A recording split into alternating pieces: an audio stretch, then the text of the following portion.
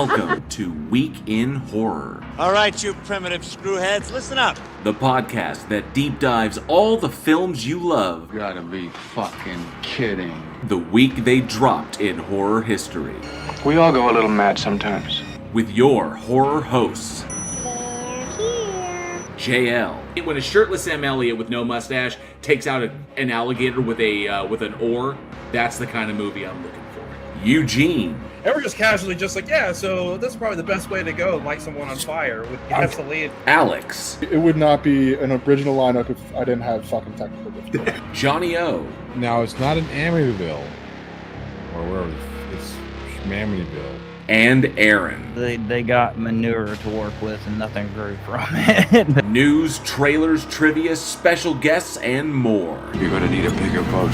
Live show every Wednesday, 7 p.m. Central at youtube.com/weekinhorror. Welcome to prime time, bitch! And wherever you listen to podcasts. One by one, we will take you.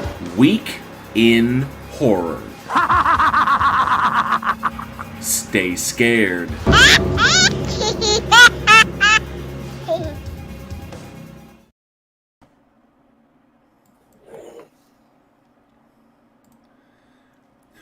Welcome. I see Eugene scrambling right there. Welcome, horror fans. It is Wednesday, 7 p.m. Central Time, and that means it is time for another episode of the Week in Horror podcast, the most listened to podcast south of the Arklay Mountains. And if you, dear horror fanatic, are listening to us at the top of the week, remember we do this live every Wednesday right here on YouTube, and you can join us in the live chat, hang out with us, maybe win some cool swag from the Week in Horror store. This week, we are covering select horror films released January 1st through January 7th. Thank you all so much for joining us. I am JL, and with me tonight is Eugene. What's up, everybody? Hey. Oh, so I know that this is Wednesday, right? I know it's Wednesday, and it's not technically over yet, but this one will be going to all the podcast sites at the top of the year, because January is a very cool year, 2023, and January is very cool because we get a Friday the 13th. That means that this is going out like literally 1/1 to kick the year off. Man, it's almost over. 2022 is almost done. Yeah, I mean, this is it. Like, it's another year in the books. What the fuck, man? It's wild. Every time we get to like a certain point, like we get to I guess like to the end of the year, or we get to an anniversary or whatever, or a particular number of episodes done. Like, for example, with this particular episode, this is, I think, if I did my math correctly, that this is officially episode 172. 172. 172 episodes. Damn. Yeah, I think we're scheduled to hit like 200 episodes. I think sometime in July, like July of next year, I think we hit like 200 episodes. We hit our 200th episode. But yeah, 172 episodes we've done. This will officially be like 172. We're going to close out 2022, and technically this episode kicks off 2023. So, see, it's going to be interesting to see like when we get to like episode like 1000, like years upon years. Oh, that's just fucking wild. We'd be like in season 10 at that point. I don't even know if, and to be perfectly honest, there's lots of horror films out there. There really are, but we have covered so many of them. And you think it's like, this is what's so weird is as I'm putting this whole thing together, as I put together the show and I start putting together the horror film database, it's like you think it's like, man, it's like an endless supply of horror films. But then you start putting it all together. You put it into linear format. You put like a release on every single day of the year. You add to it as they come out. And while I know that no more movies are coming out, more movies will come out in 2023 and everything, but you realize, wow, it's like there's really not. It's a finite amount of films that we can talk about, and I'm looking forward to how the show is going to adapt, how we are going to adapt as we get into that we're eventually going to have more future releases than we will past releases, because as at this point right now we've covered, I think, coming up on like 700, almost 700 episodes that are 700 movies we've covered on this show.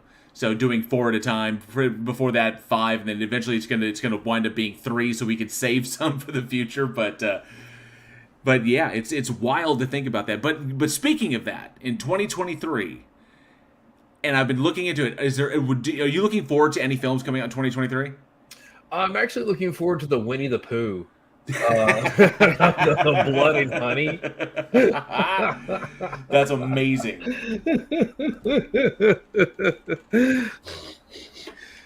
That's the main one. I think that film is going to be just completely fun.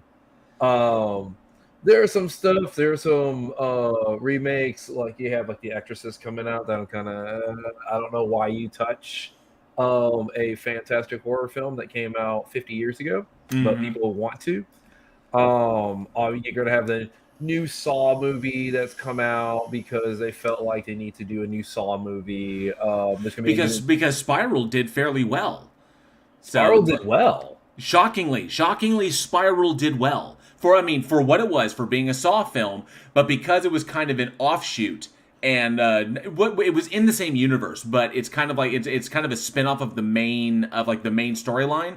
So because it was kind of a reinvention, it actually did fairly well. Not to mention the cast was decent, and Chris Rock actually did a decent turn because it was not comedic by any stretch.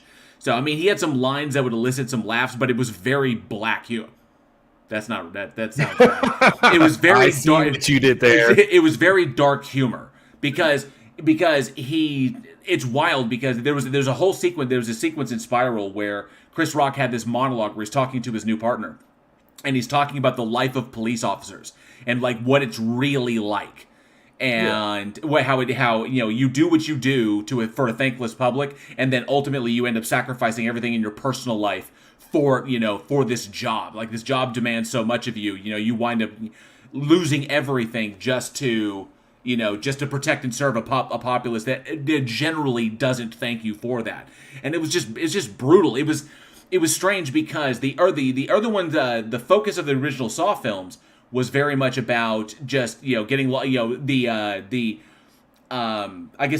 more inventive the traps and the more gruesome the death sequences, and they just kept having to up the ante.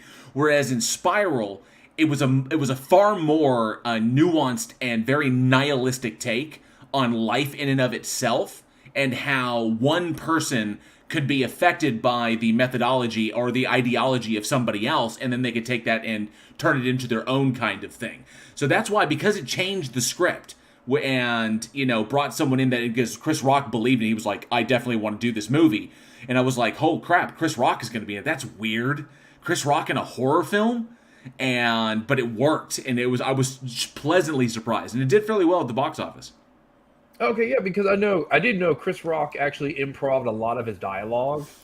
Oh, nice. Yeah, it was more of, so when they wrote the script, it was more of a paragraph of what he was supposed to cover line for line, and then he filled in the rest. So that's Nice. all coming from him. And Chris Rock is a big Saw fan. That's why he wanted to do it. He's just a huge fan of the series He's as a whole. so fucking talented guy. I was impressed because he went to places I'd never really seen. Coming from where we've seen Chris Rock come from. It's like you look at Chris Rock's background, and he went to places which really impressed me, and that's why I was kind of like, oh shit, friggin' 8 Saw films, and I'm like, whatever, and then all of a sudden Spiral comes around. I was like, I'll give it a shot. I was like, oh damn, I can see. I was impressed. I can say I am definitely myself looking forward to the new Scream, because I just want to see what's going to happen. I know it's probably going to be Ghostface Takes Manhattan, but I do want I do want to see where they're going to go with it. I'm intrigued because the subway sequence was actually kind of cool, kind of inspired, and I'm looking forward to the new Winnie the Pooh, obviously. But I'm also we cannot say Evil Dead Rise has seriously got my attention. I really, really, really want that to happen. Want to see that, and of course, Nicolas Cage in the new Renfield coming up, because I've seen the behind the scenes photos, and I was like, it's pure Nosferatu German expressionism. It's literally like Nick Cage has come full circle in his career. Finally, the snake has eaten its tail, and he has returned to the roots of his expressionistic training. And so he finally gets to be what he's meant to be, and that is the inspiration. This is he wants to be what F.W. Murnau was thinking of when he was shooting Nosferatu back in the early 1900s, and he wants to be that, and so he's come around to do this. So I'm looking forward to that big time. Yeah, I forgot about Evil Dead Rising. Yeah, that's always I have looked forward to everything Evil Dead has released. Fuck yeah. All right, well, let us know in the live chat, or of course, in the comments below, or at weekinhorror@gmail.com, if there's any particular movies in 2023 that you're looking forward to. We'd love to hear your thoughts and, what you expect. And of course, if you think there's going to be any stinkers, knock at the cabin. Or if you think there's going to be any amazing ones, who knows what's going to happen. Man, your camera's looking very Paranormal Activity at the moment. Well, all I got is... So I have no light, which is this, or I have a blaring light in the background. Okay. Because you definitely got the Paranormal Activity 8 thing going on right now. All right, let's see who we've got in the live chat. Before we do that, let me pull up the banner. Bam, there's our Patreon banner. All those amazing individuals help us to make this show possible. We love y'all very, very much. Thank you. And let's see who is in the live chat tonight. Let's see. Casey Cooper's here. Good to see you, Casey Cooper. Travis Brown as well. Good to see you. He says, good evening, boils and ghouls, and hope everyone having a deading good time with New Year's Eve when this podcast goes up. Absolutely, we will be. We will be partying like it's 2023. In other words, getting drunk and duck and covering. J.H. Ostrick, good to see you. Thanks so much for being here. Haley Taylor, the Psychotic Banshee's in the house. Good to see you, Haley. And the George says, I'm not late. I'm early. Something must be wrong. I'm never early. It's true. You are. You were early, George. Thank you so much for being here, bud. Raven Darkstar as well is in the house. Good to see you. As well as sorry. And Aaron Reese is hanging out. Aaron Reese is currently, I think he's got the kids. And it's just, it's holidays when you've got like as many kids as Aaron has. I think he's up to like 12 now. Because at this point they're just falling out of her. So, but Aaron, good to see you, bud, hanging out in the live chat. Says hello, say hello to the new year, same as the old. Absolutely. And I see Angel Rivera's there, and there was a good conversation going in there. Mystique Tina Jones is hanging out. Good to see you, Mystique. Thanks so much for being here. Appreciate it. Glad to see more of you. Glad you're hanging out with us. Sarcasm as well says, good evening, fellow freaks and geeks. Good to see you, Sarcasm. And Haley Taylor says, I traditionally watch the greatest Christmas movie ever, Die Hard. Absolutely. 100% it is a Christmas movie. Do you agree? Oh, absolutely. It's a Christmas movie. Oh, there you go. It's a Christmas movie. I mean, come on. When they open the vault and it's Ode to Joy, and it's like dun dun dun dun dun, he's like, come on, it's a Christmas movie. Hands down, it's a Christmas movie, and it has like singing in a winter wonderland, right? The end song, right. Yeah. When they open up the safe and they're playing Ode to Joy, and the hacker turns around and oh man, that actor recently passed away. I cannot remember his name. He played Walker's partner on Walker, Texas Ranger. He was the hacker dude. Oh, man, the quarterback is toast. He recently passed away.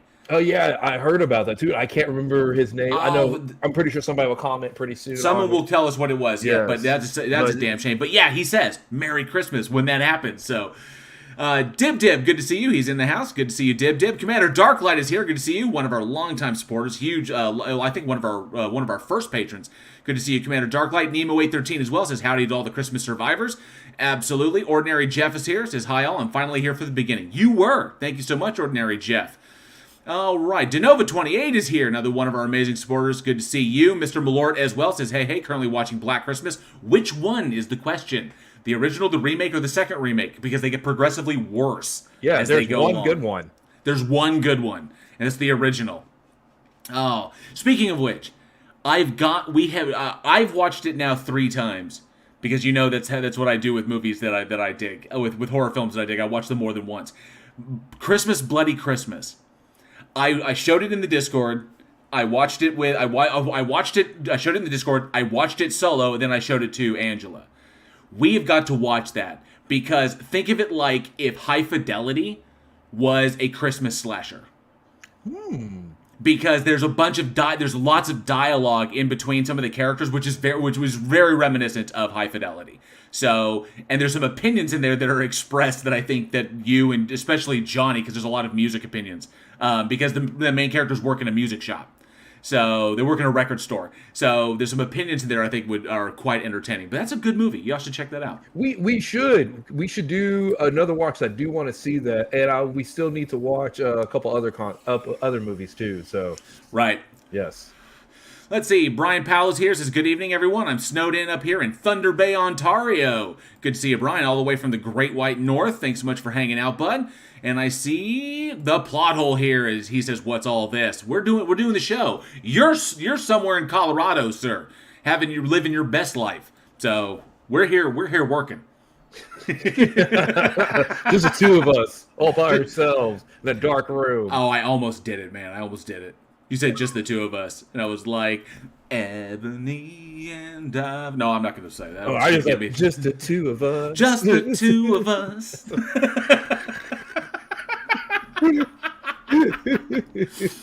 Oh, man. Okay, so the show's going downhill. Anyway, Road to No Less Name is here. Good to see you, says Gabba Gabba, everyone. Good to see you, Tony Regime, as well. Thank you for the obligatory ghosts. We appreciate the alternative energy.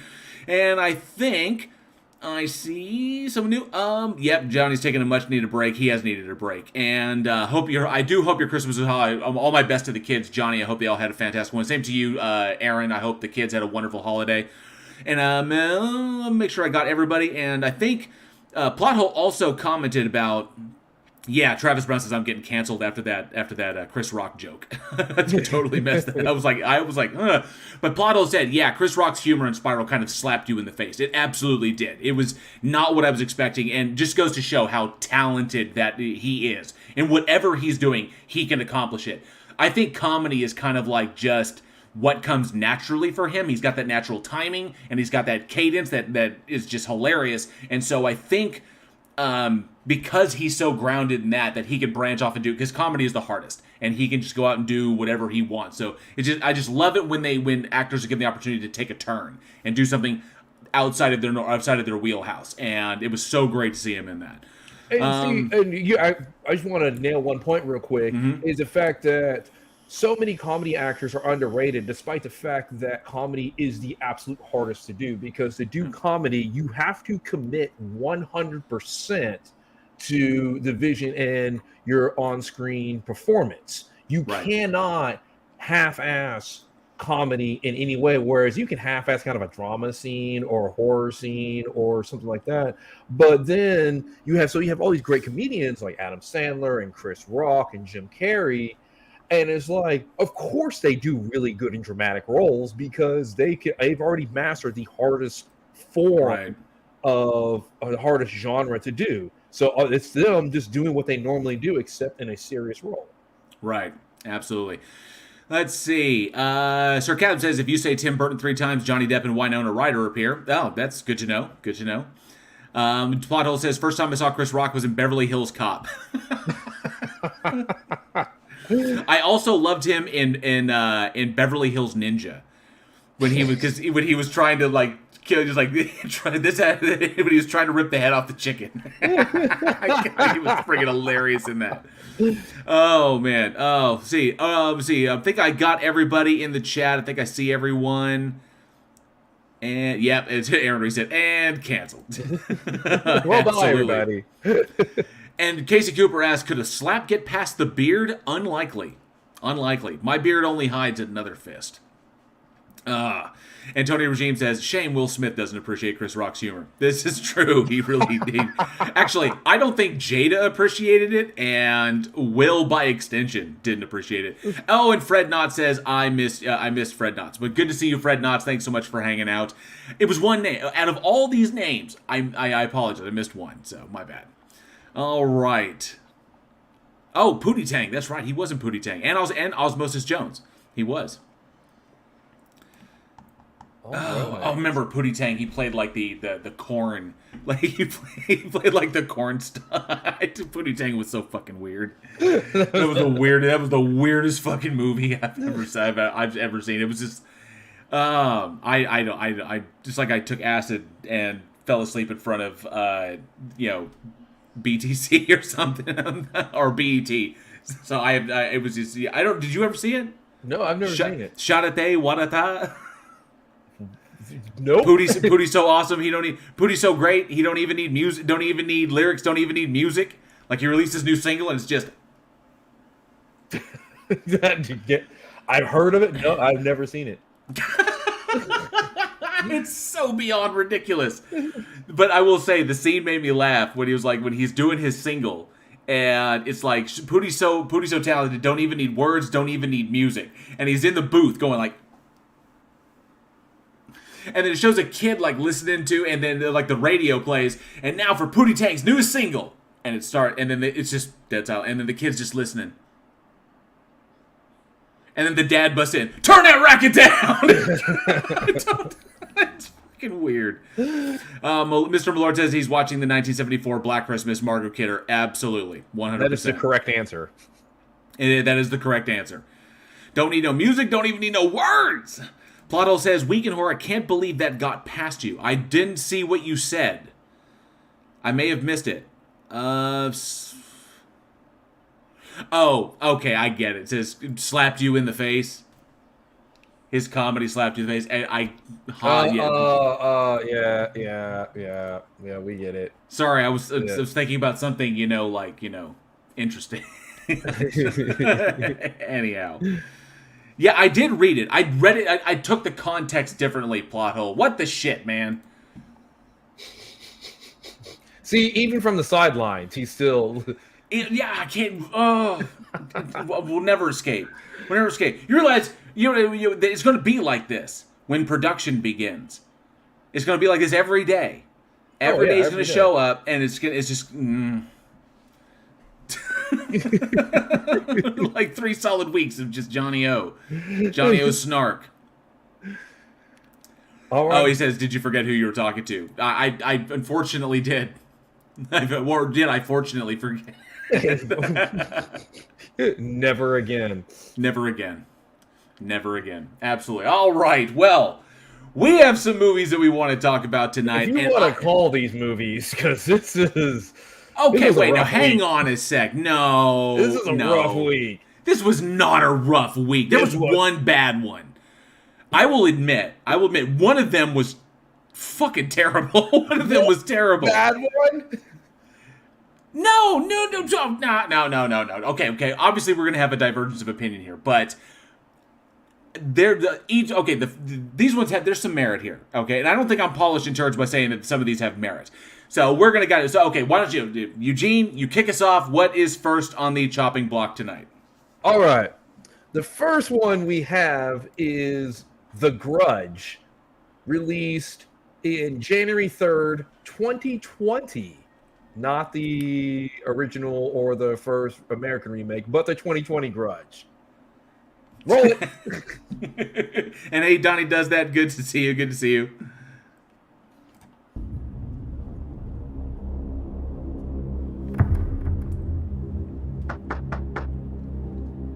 Hello, it's Peter Spencer. I'm here about selling the house. Is anyone home?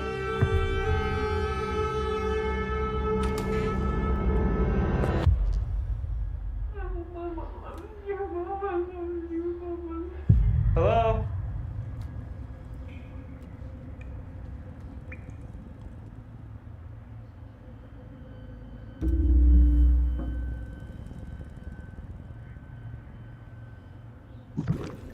No.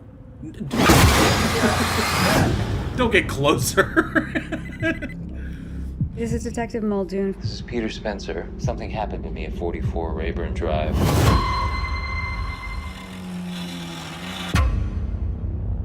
Someone was murdered at that house. Why did you never go into that place? Something never felt right about it. Looks like we got another one. Do you think that the body we found's related? Hello? I went to the house. Hello? Police department.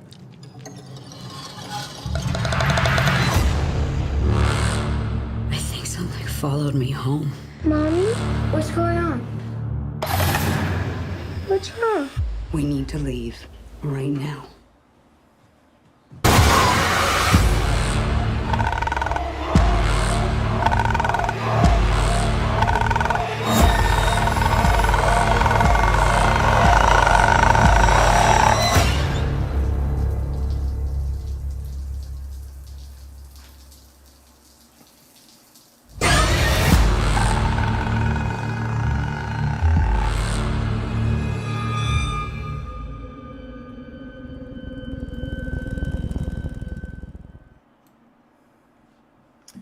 All right, that is The Grudge, directed by Nicholas Pence, while starring Andrea Riseborough, Damien Bashir, John Cho, Betty Gilpin, Lynn Shay, and Jackie Weaver. And just basically, in a nutshell, you have a horrific event that took place in the house, and now you have a spirit that follows people when they go into the house.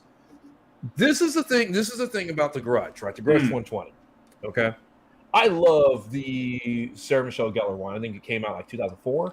Yeah, I love that one. That is. It was just a few years after Ju-on came out. So. Yeah, it is hands down like one of the scariest experiences watching the film, and I absolutely loved it. It has so many creative moments, like the shower scene, the kid coming in under the bed covers. Like I was just like some great fantastic. The kid under the covers was pretty gnarly. The lift up the sheets or covered, and he's there. Dude, I'm telling you, man, the one that got me was the CCTV camera. Yes, the detective is watching the replay, and he's like sees the figure coming forward like this, and then like everything goes, is all wobbly, the electronic interference, and then it walks off and everything turns normal. And then it starts again, and it rises up in front of the other. That one fucked me up. I was like, no. And then the eyes goes like, fuck off. I'm off this case. I have retired. I am pulling a sheriff from True Blood. I am fucking out. Like, I'm done. I'm retired. So that one fucked me up. Like, that one, like, hands down, goes in, like, horror, like, legend. But the thing is like, this one doesn't add anything. Like the scene of him in the shower is like, oh, that was really scary when I saw the exact same thing from Sarah Michelle Gellar. Right. And it was done a little bit better. In my opinion, it was done a little bit better in the original, in the 2004 one. The big difference that came across on me is that obviously the reason the reason that the original remake was so much better was because the original director had come along to and had taken that on. That would be director Takashi Shimizu. So he directed the original Ju-on The Grudge, which came out in 2002, and then the remake, he was hands on deck for that one as well, which is why it translated so much better. Which unfortunately is the big difference between that one and this one was in the original remake and in the original one, you didn't have people running around doing stupid shit. Like in Shimizu's The Grudge, in his remake, you wouldn't have people doing dumb things like leaning in closer to the bathtub full of like black fucking water and shit. And it's like, oh, well, I'm very curious. No, because Shimizu respects audiences and says like, we recognize that even in extraordinary situations, we don't really do overtly stupid things unless we're panicking. And so he recognizes that and even then, we're pretty much survival minded. People don't run up the stairs when they should be running out the front door, as Nev Campbell so poignantly pointed out in Scream. Shimizu recognized that. This director, unfortunately, did not. Nicholas Pesh and, of course, the scripting of itself lean too hard into the American tropes of what makes things scary. Now, I was happy that they didn't lean very hard into the jump scares, because it's not really about jump scares. It's really about just there's something horrible there, and then there's like a reveal, but it's not like the kid under the sheets. That wasn't a jump scare. That was, there's something under the sheets, and then she just lifts it up, and then there's something there, and it's like, what the fuck? It's more like Alien, where it's like it's there, and then all you get is a few frames of and then your mind goes with the rest, which is what makes it terrifying. Like, one of the scariest scenes was when Dallas is in the shaft, turns the flashlight towards the end, and then the aliens, there's 6 frames of hands coming out, and that's it. And your head does the rest. That's having respect for your audience. This unfortunately took a really, really good franchise, other than The Grudge versus The Ring wasn't so great. But this one took a solid franchise and just made it too American. Was my big problem with this. But I thought the story was decent. Even though some of the acting was a little too, some of the characters were a little too cookie cutter for me. Like the the people just cut from like the one dimensional character. Like I'm the bedraggled off, detective who's seen too much, and I'm smoking like a chimney, and I've got past trauma that I can't let go of. And I'm the single mom cop who's moving on from tragedy. I'm trying to that's all too cookie cutter for me. But they captured kind of the hopelessness of the situation well in the script, which they could have lost if they'd focused lean way too hard. It's just they kind of Americanized it a little bit, which is the most annoying thing. And I think they overused the classic throat noise. They kind of overused that without explaining why. Technically, the character, it's the mom that makes that noise, and the reason it's the what was her name? Kayako. The reason Kayako makes that noise is because her husband strangled her. He strangled her to death, and then he hung himself. So when he strangled her to death, he messed up her throat, and that's why she makes that croaking noise whenever you see her. And because the kid loved the cat, and the cat was murdered as well, and he also killed the son, he drowned the son. That's why the son makes the cat noises as well, because that's linked. So, but there were things they did right, things they did well. But see, on top of this doesn't add anything to the franchise.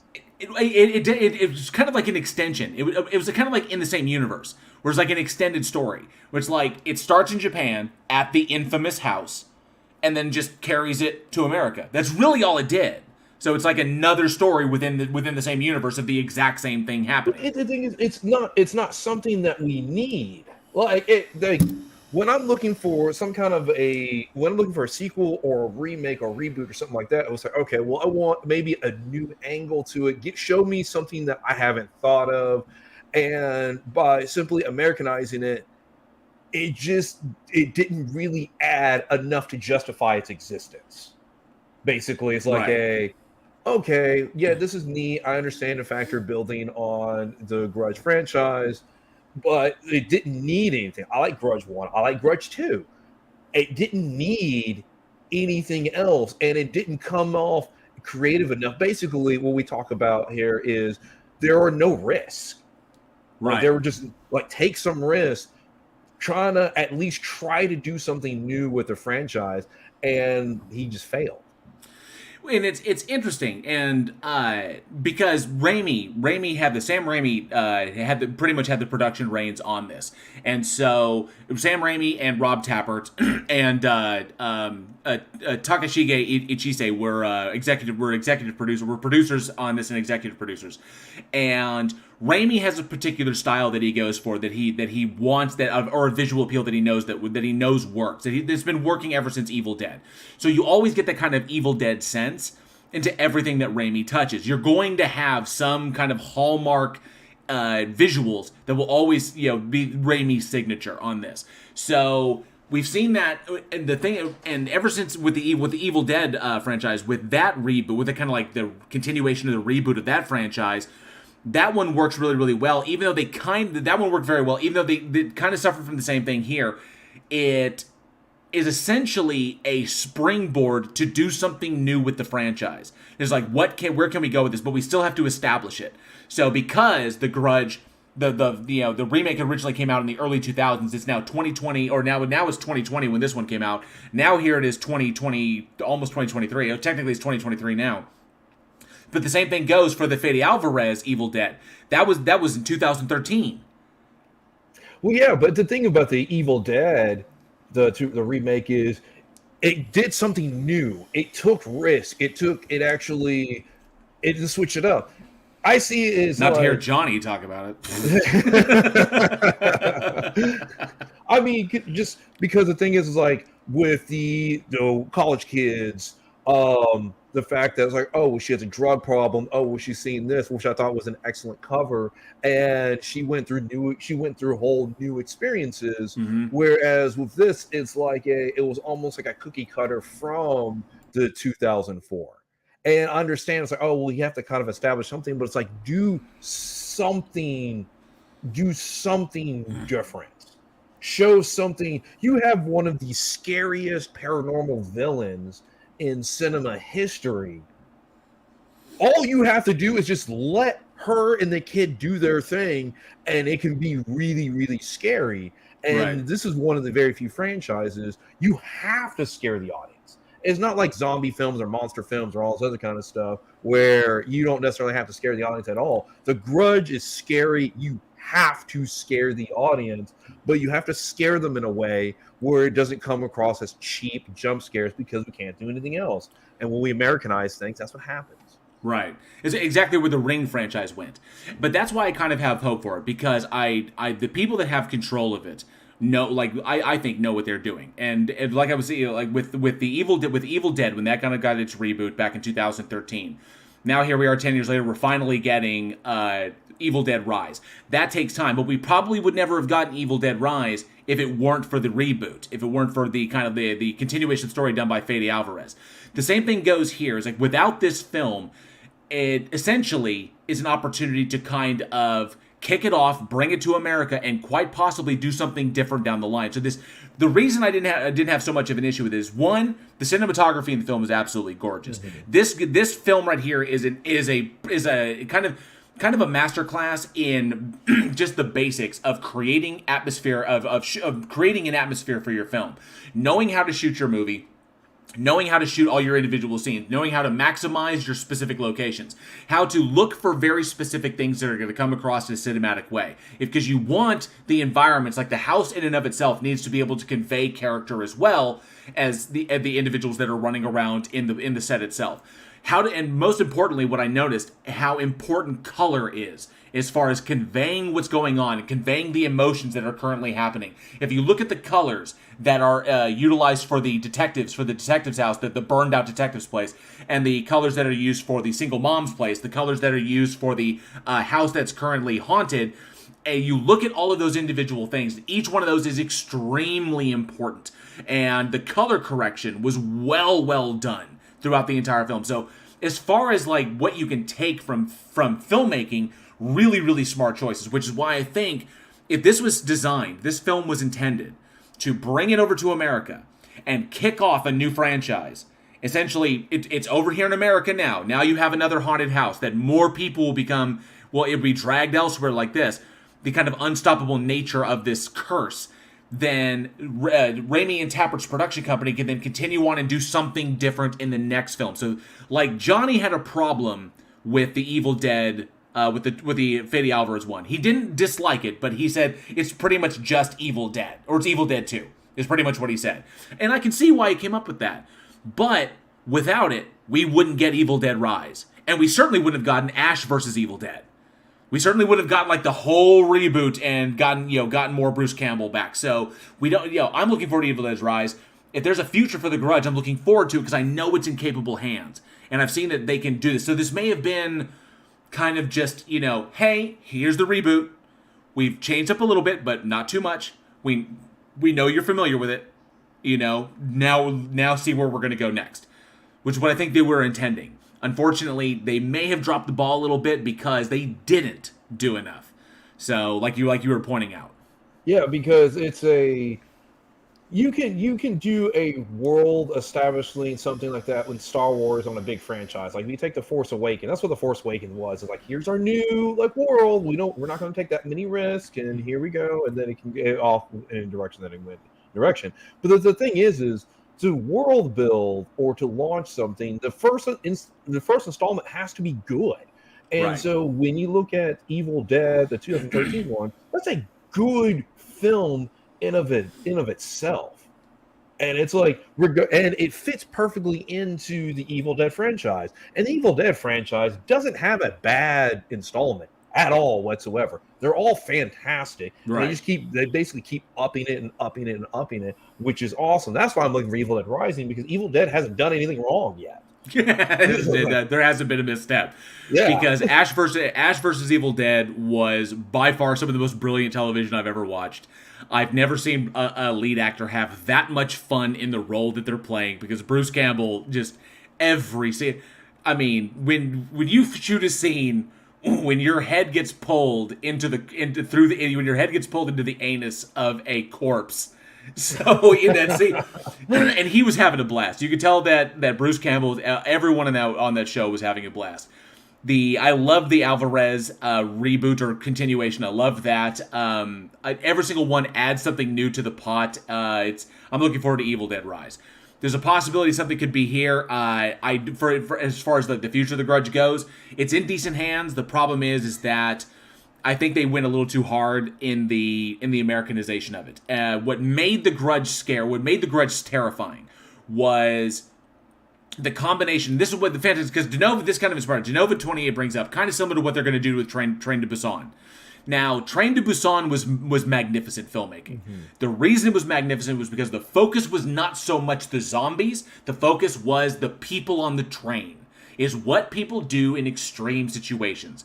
And all these different kind of reactions. It brings out the best in us. It brings out the worst in us. It reminds us of what's important. And it shows us who we really are in the face of these dire circumstances. Angela still thinks that I would be the dude who would strap the phone books to his forearms. Yes, just fucking go has everybody behind him. And just... She was like, when were you cast in this movie? So... But Train to Busan was magnificent. Peninsula didn't work out so well because they were forced to lean too hard into the zombie side, and it was like, this is what the Americans expect. So it lost what made it special in Peninsula. Peninsula lost what made it special. The same thing goes for pretty much anything they bring over overseas, because the focus in America is not that. Our sense of family ties is not like it is overseas. Like whether it's doesn't matter. I've noticed this whether it's Mexican horror, South American, African, European, Russian horror, Indonesian, Philippine, Australian. There's always a focus on the family dynamic and how close these people are. And that's always got me. I was like, I love seeing amazing people, not just idiots running around being, and whatever. It was the face of interesting, good, solid characters in the face of an unstoppable evil. And that's what makes The Grudge so good. So I don't know exactly. So and you're talking about the Train to Busan remake, which I believe is called. It's the Last Train to New York. Last Train to New York. That's right. It's called, and this is what I'm not looking forward to, because Train to Busan. You're right. You have compelling characters. You have all these intersecting storylines, and it deals with social economic class. It deals with sacrifices that parents make for their children in terms of maintaining that social economic class. And there are all these deep dynamics that go on, and the zombies play a backdrop. They're the background. Basically what it is the zombies reveal who these people really are. Right. Absolutely. Whereas you have the businessman who's willing to sacrifice anybody as long as he's able to survive. So this is why I feel like they're going to miss the mark. The best case scenario is the last Train to New York is as equally good as Train to Busan. That's like best case scenario, which once again, we already have Train to Busan. If it is just as good as Train to Busan, there's no reason for it to exist. That's true. That's right. Yeah, there isn't. So what we're basically going to get, we're going to get a worse version of a movie that we already like. Well, it's like, well, just watch the original. It exists. Read subtitles. God, that movie is so fucking good. This movie is so good. Top 5 zombie movie. Top 5 zombie movie ever made. Easily. I was just compelled from the start. It was Train to Busan and All of Us Are Dead. That series. All of Us, where there's a zombie outbreak and all the action takes place in a school. And so that's a series, an actual, I think it's 8 episodes, I think is how many it was, 8 or 10, but either way, that was a fantastic series. Very manga-ish, had some anime stylings, some typical stuff you'd see in anime or manga, but nonetheless, All of Us Are Dead was a fantastic franchise, and Train to Busan was magnificent filmmaking. It almost comes down, like I said, like I noted here in the kind of the treatment they were doing, The Grudge 2020 kind of almost got it. It hit on a few solid things. There's some good elements in there that really play that are taken from the franchise. The franchise is known for specific visuals, and it nailed it there. But that's not hard to copy what's already been done. As Eugene pointed out, what's hard is world building and adding to something and making it more enticing instead of just trying to double down on the shit that's instead of just putting more stuff in there that's already there, because then that just bores us. And it's how you treat the audience is what's important. I felt like it almost felt like they were kind of treating the audience like, okay, so the deeper kind of concepts that were brought up in the original Grudge, in the original Ju-on, and in The Grudge, those are too much for you. And I was like, I'm not an idiot. Well, it's not like I'm an idiot. It's like I'm not a kid. I don't need you to paint by numbers my horror for me. Because it came off as very simplistic. It was kind of like, here it is, paint it out, here's your storyline, here's your bit, here's a little twist, just kind of spicy things up. But it felt very much like we were treated like children. And that's unfortunately not the way to sell it. I'm hoping that this was a springboard to something new, to a new film headed by Raimi and Tapper. Because I still love them. They're magnificent producers. So I hope that we get something more, but I don't know. I don't feel it killed the franchise. No, I don't feel like it killed it, and this comes to just the filmmakers out there, is don't dumb down your films. Understand the fact that there may be a small group of people that don't get your film.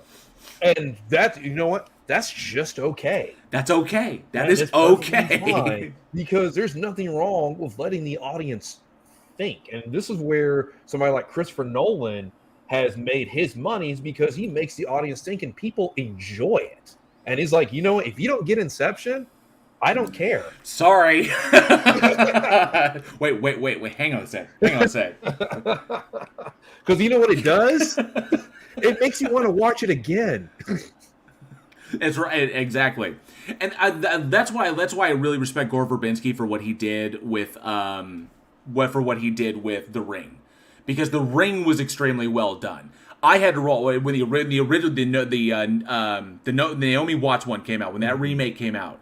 I'm sitting here watching. It was like the thing that got me, and the thing that he leaned so hard into, which was brilliant, was the psychological.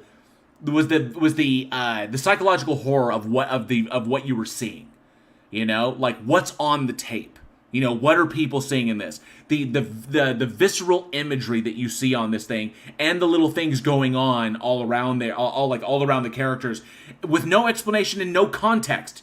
You watched a videotape, you're gonna fucking die. That's it. That's it. Done. Can you beat it? It was like, we don't know. That's why the first one was so The Ring creeped me out, big time. Haunted me for a couple of days. I'm sitting there looking at normal innocuous shit, and I'm like, it's all creepy to me. So, but that's how you do that. You respect the audience. You don't try to exposition your way out of it or try to paint by numbers. Just throw the scary shit on the fucking screen. And I can see what Genova brings up. The Ring didn't scare me as much as The Grudge did. And I get that, because in The Ring, it's only until the 7 days are up that she comes out of the television and then kills you and scares you to death with what she does. Whereas Kayako in The Grudge, fucks your shit up. She puts hands on you. Oh, man. But, all right, actually, I want to ask the audience, what is the best Grudge franchise entry? Because you do have the original Japanese version, you have the 2004 with Sarah Michelle Gellar, and I believe it's 2006 when the Grudge 2 came out, which was actually really good for a sequel. For a sequel, yeah, it was not bad. And there was Grudge 3 as well. And Grudge 3. And Kayako versus Sadako, the Grudge versus The Ring. I don't know where they came up with that. That's some full moon. That's some full moon Puppet Master versus Demonic Toys shit going on. But yeah, I have to honestly say, it's a tie. The original Ju-on was fucking scary, and that was a combination of things. It was scary because of what was portrayed on screen, and it's also scary because the linear storytelling left you very unbalanced. It was purposeful, disjointed filmmaking, where it's kind of like, what's happening? And it's all coming to a fucking Guy Ritchie conclusion in the end, where everyone's gonna fucking die. And, it was that pervasive sense of dread that got me. This is not going to come out well for everyone. Everyone's getting the bad ending in this movie. There's no escaping it. There's no way. So it was just waiting for it. That was terrifying. But I love the remake of The Grudge, the Sarah Michelle Gellar one, because I had a huge fucking crush on Sarah Michelle Gellar for the longest time in my life. It's very hard for me to watch Buffy again, to go back and watch Buffy, not because because I love the franchise, but if I sit down and watch it, I have to watch it from season 1, episode 1, and I have to watch the whole damn thing. I'll find myself in a Buffy hole, and I'll literally watch all 7 seasons. and then I have to watch Angel after that. So it's literally like a month of my time just eating up. Like if I watch it, I have to watch it. So, ugh. Oh no, I mean I get you because that show is amazing. Yes. Yeah, I have to go with Ty also with Ju-on and the first Grudge. And roommate moving stuff. Okay, that's some creepy shit. in that paranormal fucking room you're sitting in, that's like, huh? What's going on? What? But yeah, so I would definitely do a tie between those two. Which, I mean, that's if you want a blueprint on how to do an American remake of a foreign film, that's it. That's it. Yeah. Tony Regime says, nothing wrong with wanting to be in a Buffy hole. No, there's not. There is nothing wrong with wanting to be in a Buffy hole. It's not. I know the connotation. I know the double entendre there. I get it. Well, I'm telling you, it's because it came out and the series debuted in 1996 as a mid-season premiere, and that's why the first season is so short. But I fell in love with it. I fell in love with the storytelling. I fell in love with the characters, and I nursed the biggest fucking crush on her, and I followed her career intensely. I Know What You Did Last Summer. Like, I got Misty when she got smoked, and I Know What You Did Last Summer. I got Misty when she got smoked in Scream 2. Even that stupid cooking movie that she did with Sean Patrick Flannery. I was there at the theater and I saw it. So I've supported her career.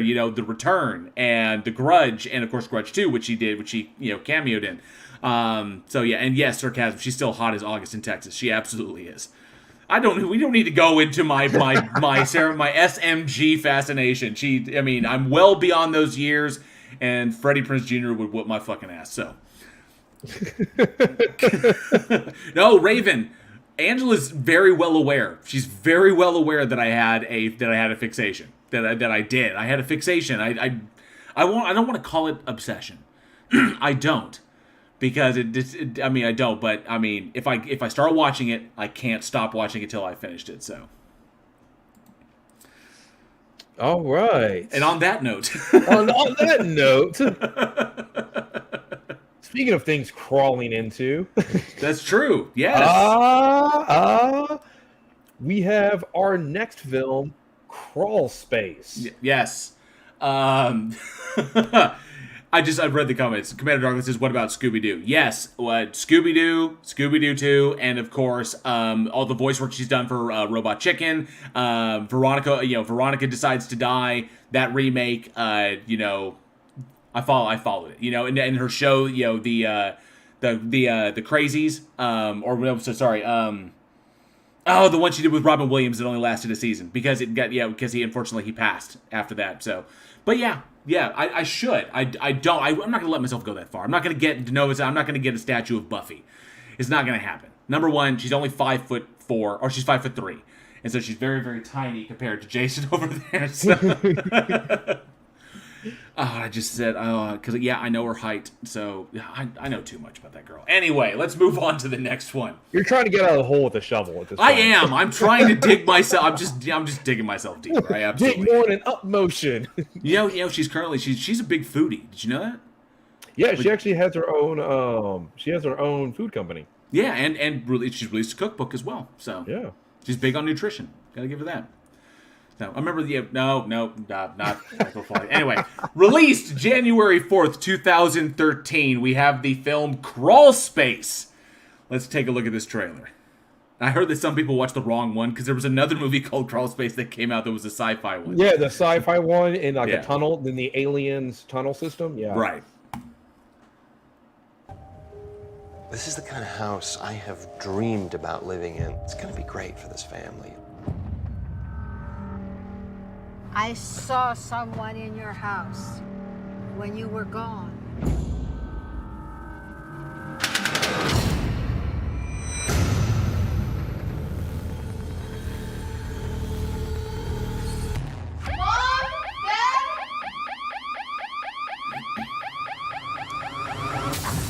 Local identified the guy as Alden Weber. That's the guy who used to live here.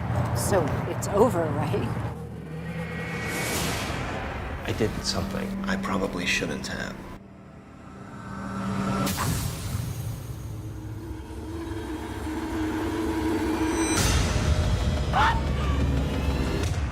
you get us into?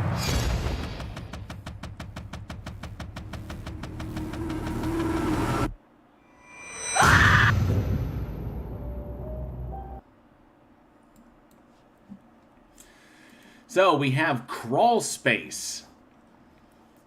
What the? Oh, I thought I saw. For a second, I thought I saw somebody jump into the screen. I thought like Johnny may have logged in to make fun of us. So Crawlspace, directed by Josh Stolberg, written by Josh Stolberg and Nick Travella, starring Raleigh Holmes, Lori Loughlin, Jonathan Silverman, Sterling Bowman, and Steven Weber. The film follows a family that has just taken over a house that they picked up after it was foreclosed on, and find themselves terrorized by the former owner of the house, who has decided to remain in the property. And obviously, as Eugene likes to say, shit gets very real. I will say this. So, this was a surprising little shocker. I dug. You said that you think it wasn't a great movie. This one actually kind of surprised me because at moments it felt like I was watching like something that was on the Hallmark Channel.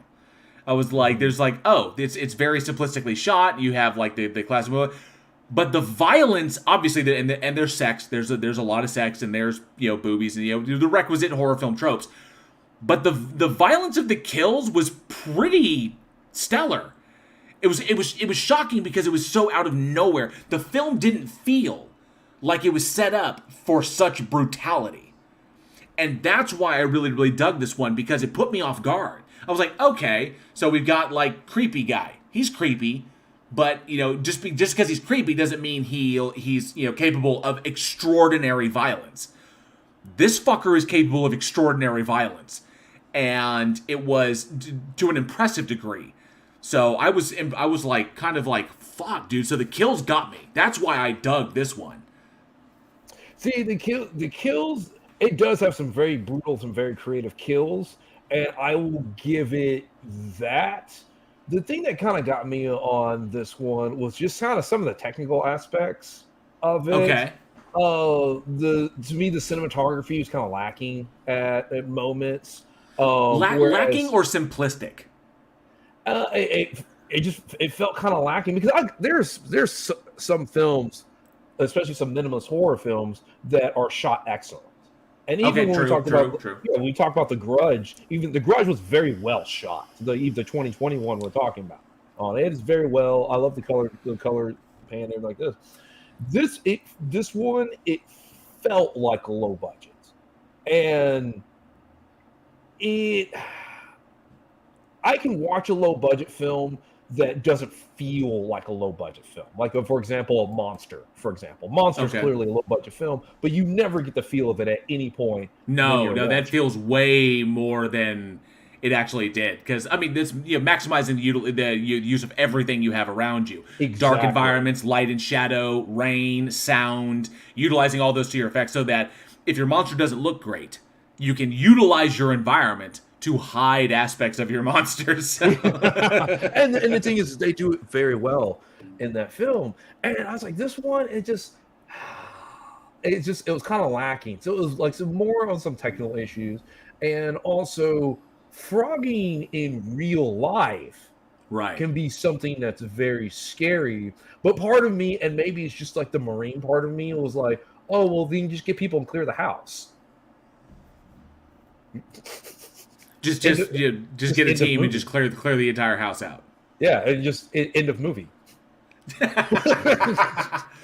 So it reminded. So yes, I will admit the use of essentially the things that kind of like was really weird, was why it felt very much like I was watching like a Hallmark movie, like a movie I'd see on the Hallmark Channel, like ripped from the headlines. Ooh, phrogging story, and that's all you get. You just get creepy guy, but the violence set it apart. Like, it's like, holy shit! Like, the killing the old lady who lived next door, killing the babysitter, the boyfriend, especially oh man, the is one of my favorite comedic actors who had a role in this, and I don't want to fucking David Kitchener. David Kitchener was the exterminator who was up in this. Who came up in the attic, spraying the attic, and the way he, while kind of breaking reality Christmas lights don't have that kind of tensile strength, but still, that would be a gruesome way to go. And I was like, holy fuck, dude. It's like, seriously dedicated to murdering people. And then, of course, and you know, the garbage disposals don't work that way. From someone who's worked in maintenance for years, garbage disposals don't do what that guy did. That's a supernatural garbage disposal. That's what that does. So you don't have to be... I thought he was going to put her hair down in the drain. It's like, oh, okay, that'll be pretty gruesome. But it'll just jam up and it'll just stop. You have to cut her hair in order to get out of it. Because once, you know, there's a safety mechanism. But the fact that it was open and like ground her face into it, I was like, holy fuck. I've seen what they could do is like, yeah, it's not realistic at all, but still it's a pretty gruesome kill. But nonetheless, the kills were on point. I liked them. They were inventive and they were brutal. But shooting the movie with its pastel color scheme, where the houses and the clothing and everything that's going on created an environment that did not feel like it was going to set up these moments. So it felt very realistic in that respect. Very much like when extreme acts of violence occur in your normal everyday life. I'm saying like they occur all the time. You never expect them to happen. And it's that kind of, you're lulled into that false sense of security that everything around you is just, you know, that's just the way it is. Everything is cool. Everything is calm. Everything kind of gets washed out because you're not paying attention to it because everything is quiet and cool and calm and safe. And you have the safe environment that you don't have to worry about. So your environments kind of wash out. You don't really see them for what they are. The details aren't staring in your face until all of a sudden the violence is in front of you.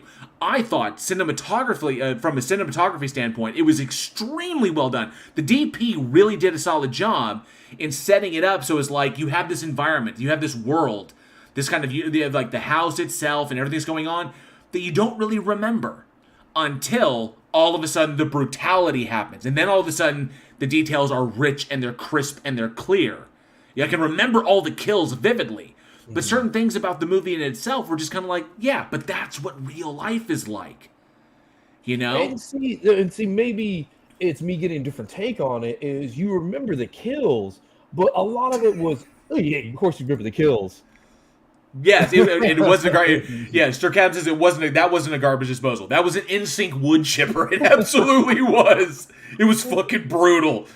Although I will find I got a few laughs and something that really endeared to me because this movie came out in 2013, right? Was the jokes, and I can't tell because I can't tell if it was intended or not because this movie stars Lori Loughlin, and there were jokes about cheating, and jokes about college, and jokes about gaming the system to your own advantage. And I'm kind of like, because the way the family gets the house. The way they get the house is by manipulating the system. Basically, the dad is the banker. The dad works for the bank. And he had the opportunity to help the previous owner with getting out from underwater of his mortgage. He had like all these different ways he could have helped him, but he ignored it. And he did it purposefully so the bank would foreclose and then he could swoop in and get the house for a steal. Because unfortunately the previous owners, his two sons died on the property. They died, or his two children, his son, I think it's two kids. But anyway, they died in a pool. They drowned in the pool, and because of that, the family was destroyed. They fell behind on their payments, and the house is going to be foreclosed on. He could have helped, but he didn't, and so he gamed the system to profit for himself and his family, so he could acquire the house at a cheap price because it's a really nice house. And Lori Loughlin was guilty of doing the shit that she did. So I found it to be, I don't know if that was intended or if anybody was aware of that. Or I don't know how Lori Loughlin read the script and said, or did the script give her that idea? Oh, I could do this. She only got busted, like a couple years ago, right? Yeah. And I was kind of like, holy shit. And she was guilty of these things. It's like, did she get the idea from this movie? It was like, fuck. So I found that to be apropos. And Raven's Darkstar says, a foreshadowing movie. So I found that to be, I was like, wow, kind of on point. And here I was with Jason Silverman, with Jonathan Silverman in the film. I was expecting, maybe some Weekend at Bernie's shit. But no, that maybe some like a Weekend at Bernie's in-joke. But no, that never happened. But we did get some Lori Loughlin in-jokes, which were quite funny. So I really, really dug that one. But nonetheless, I really love the way the film was crafted in that respect. And not to mention phrogging. Phrogging is scary. Obviously, we've heard reports in real life. It's a real thing that occurs. People staying in people's homes without knowing whether they're doing it as a prank or they're doing it as a challenge. Don't do it as a challenge. Don't. But then people staying after like the house has been foreclosed on, so they find a place to in the wall space or in the the crawl spaces or up in the attic or sometimes in the basement. So and they just continue living there without your knowledge. I can tell you honestly, I heard about that. I saw that video on YouTube of that guy who had a homeless woman living in his house in like this tiny little cubby space in his kitchen up above his kitchen. And she would come out at night and use the bathroom and she would use the kitchen like a bathroom, and she would drink his milk and eat his food, and he kept thinking like, why is my food disappearing? What the fuck? And so finally he set up a hidden camera and he caught her. It was like, what the shit? Yeah. So real life phrogging is scary because you feel safe in your home. And it's like, well, this is what it's supposed to be. It's like, I feel safe, I'm here. And you invert in terms of, say, a home invasion movie where it's like, oh, they're on the outside coming in. This is my home, this is my castle, versus somebody already being there. You've already been infiltrated. Yeah. The killer is already in the house. The call is coming from within the house. Yes. That kind of feel. And so, I mean, that's scary because it's like, well, how long have they been there? Especially because I think that the guy you're talking about, he lived there for months. Right. Before he finally found out that she was living there, taking stuff. And it's like, what about all the things that you've done? All the things you're like, he could have gotten a shower and walked around naked. And she like peeping at him through like a crack in the wall or something like that. And Helen Hunt recently released a film called "I See You" that was based on the phrogging phenomenon as well. That was a creepy one because that one was well done because it was not only phrogging but it was also gaslighting because the person who was phrogging was deliberately screwing with the homeowner to make her look crazy. So it was like no, because essentially kind of like the ghost moving shit around and stuff like that. But yeah, that was phrogging and gaslighting to as kind of like I think a revenge ploy. But in this one, the idea that it freaked me, stories like that freaked me out enough that when we bought this house, when we took over this one, we have a relatively sizable attic. And we have a large door that comes down with a wooden ladder that folds out and goes up. And that was my first thing is I kind of took the flashlight. I think we're good for like that, and then I locked it, and because I have an actual lock on the attic itself, so I just locked it. I haven't been up there since. It's like there's no point. There's nothing of consequence up in the attic for me. So, but yeah, I was kind of like, But the idea of that is just creepy as shit, man.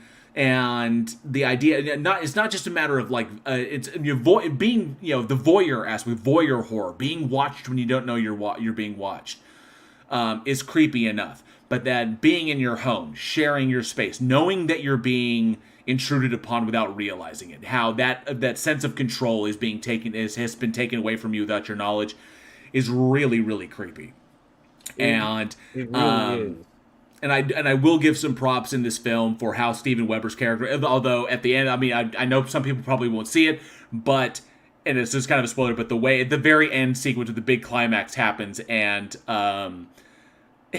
when she shoots the thing and the explosion, she shoots him, and he goes off, and then the explosion, he flies very, very Meet Joe Black in that respect. I was quite impressed. Like blam, ha, boom, what? And he flies to the tail. That shit was fucking great. But then nobody's concerned that they don't find his body. It's kind of like, really.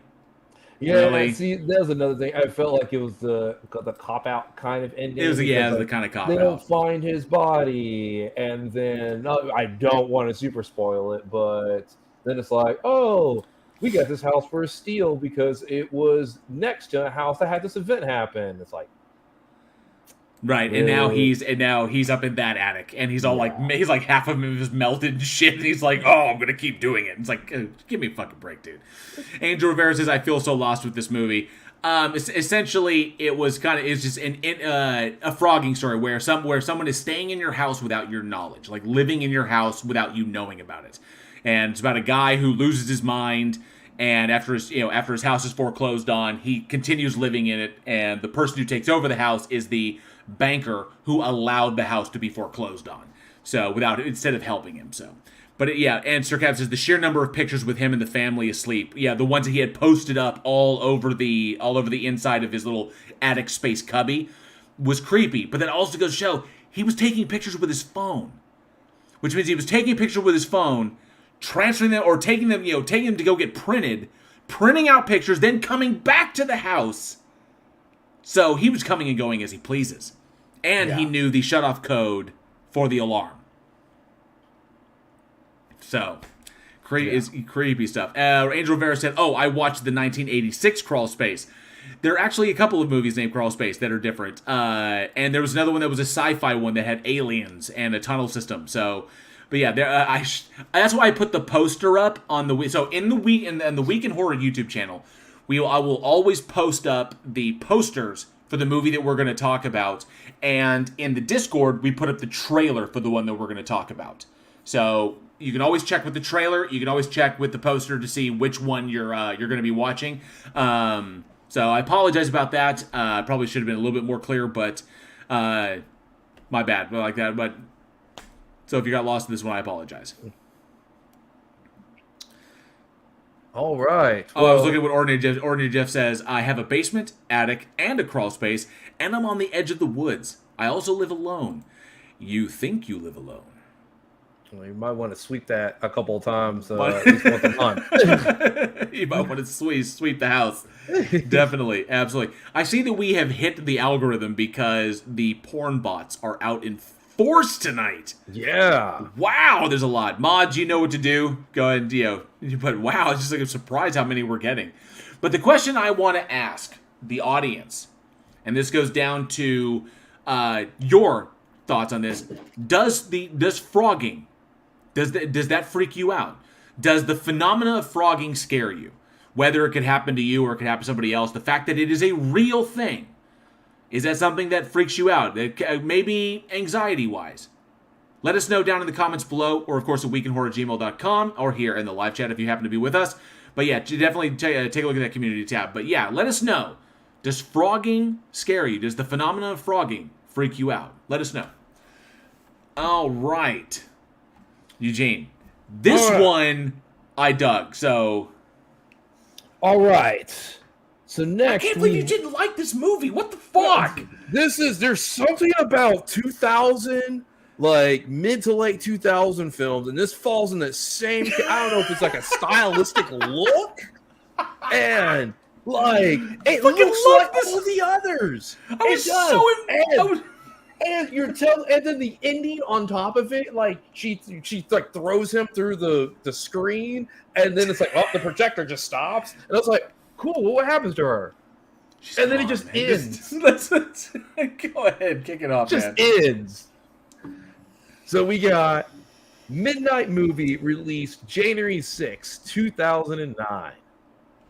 Roll it.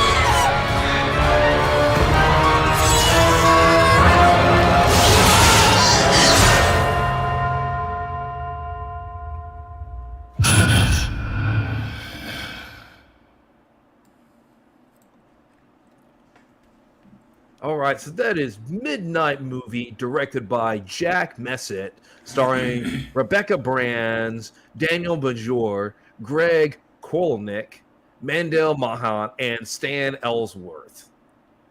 And basically, you have a group of people who go to a midnight screening to go check out a film that apparently drove the director crazy, and then they get sucked into the film.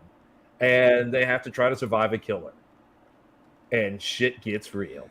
Oh, it really gets real. It gets very, very real. So, okay, this was a very, very Sarcasm's right. Sarcasm just posted up. The trailer doesn't do this movie any justice at all. You just get some tidbits. And Rodinellis Name says, did this film need a 2-minute corkscrew sharpening scene? I guess the answer is yes. It absolutely did. Because that was a very intriguing weapon for a slasher. Multi-purpose in that respect. Especially when he gets the stab and then they yank the heart out. Because it's open, it's flared on the back end. So he impales him with it and then boom, pulls his heart out. I was like, oh, this was a very, very competent meta slasher. I really, really dug this one.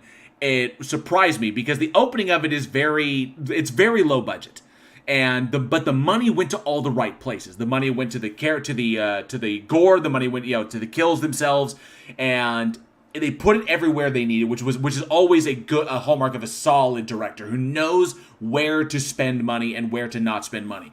We didn't need a whole bunch of money spent in the opening sequence of how the psycho guy escapes from the theater. We don't need that. What we need is a seriously scary and virtually unstoppable killer that these people have to escape from, which I can tell you, nobody fucking escapes from it. It's the way it goes. But I really, really enjoyed this kind of...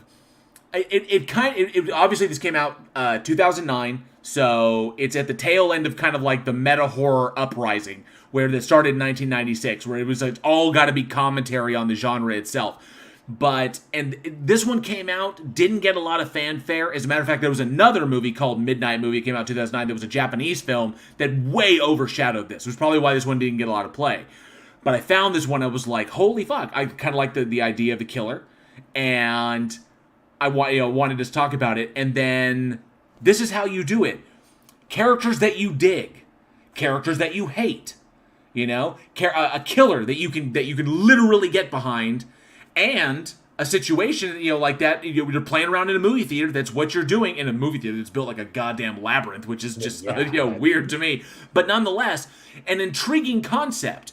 The idea that the killer is moving in between the film they're watching and the film they're watching and the real world, as he's killing people and dragging them into the movie itself. And I loved that they didn't waste time with exposition explaining why this is happening. Just that we have a director who went insane making this movie, this slasher film, and then wound up killing a whole bunch of people, was stuck in an insane asylum, and then escaped from the insane asylum to do it again at 1 year later or 5 years later. I think it was 5 years later, as this one lone movie theater is about to do a showing of his last film before he was incarcerated, before he was put in the happy ward or the crazy ward. So institutionalized, before he was institutionalized. So the killer shows up and things get insane. I dug everything about this one. As far as low budget slashers go, this is how you do it. I fucking love the biker dude. I love that character, man. The biker dude was great. The hateable people were hateable. The final girl, I dug every aspect of this. And the kills were good. For the money they had to spend, which obviously this was very low budget, it's literally 2 locations. The short scene in the opening at the insane asylum, and the fucking, and of course the movie theater, and of course all the exterior shots. We have to shoot the movie within a movie kind of thing. Yeah. So, but yeah, this was a fun one, man. Yeah, see, I just, like you said, there's something about this era in filmmaking, and I think you're seeing the uprise of digital cameras, and the fact that low budget still really hadn't figured out a way to light and shoot with digital cameras just yet, because you can't light the same way as you do for film cameras. And digital cameras have been out since the 70s, but because of the state of the technology, it just wasn't practical enough to use it. So you didn't really start seeing any kind of digital cinema until the early 2000s. And usually it was for B-roll. They used digital cameras, and 28 days later, filming the abandoned London scene, because it was faster to shoot than to load a film canister. So a lot of the shots of Cecilian Murphy walking around were digital cameras. But even then, it was just sparse during those moments, and they went back to film. Well, as digital cameras are cheaper, lower budget filmmakers, well, we have to lean on it because we can't afford the use of film, which is fine, which is totally fine. But you have this window, and it's really from about 2004 to probably about 2011, where people are kind of trying to figure it out, and everything has this soap opera kind of look. Right. It's kind of a soap opera lighting and like a film rate for it. And it looks cheap because high budget films shot during the same time period still look great. They still look fine. They still look like normal films. But the lower budget ones, it's still like people have figured it out now. And more films are being shot on digital cameras because you get the technology's improved. People figure out how to light it. And now you can take a high-end digital camera and a DP that knows what they're doing, and a film camera and a DP that knows what they're doing, and honestly, people won't be able to tell the difference anymore. Right. But we're just getting it, and it falls into it, and it just kind of irks my brain at moments when I see it.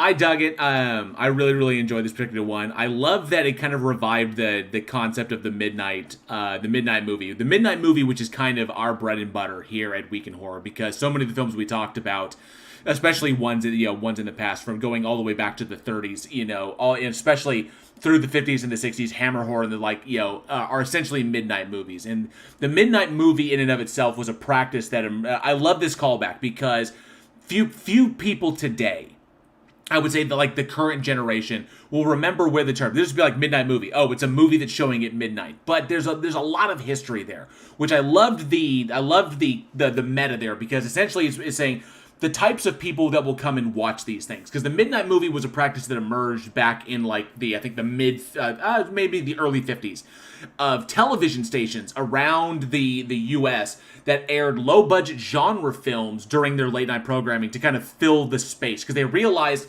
after a certain time, usually around midnight, you remember back in those days, if you stayed up watching TV too long, you eventually get to the anthem getting played, and then the station goes off the air, and then they're back up at 5 a.m. for the morning news or something like that, and then it carries on.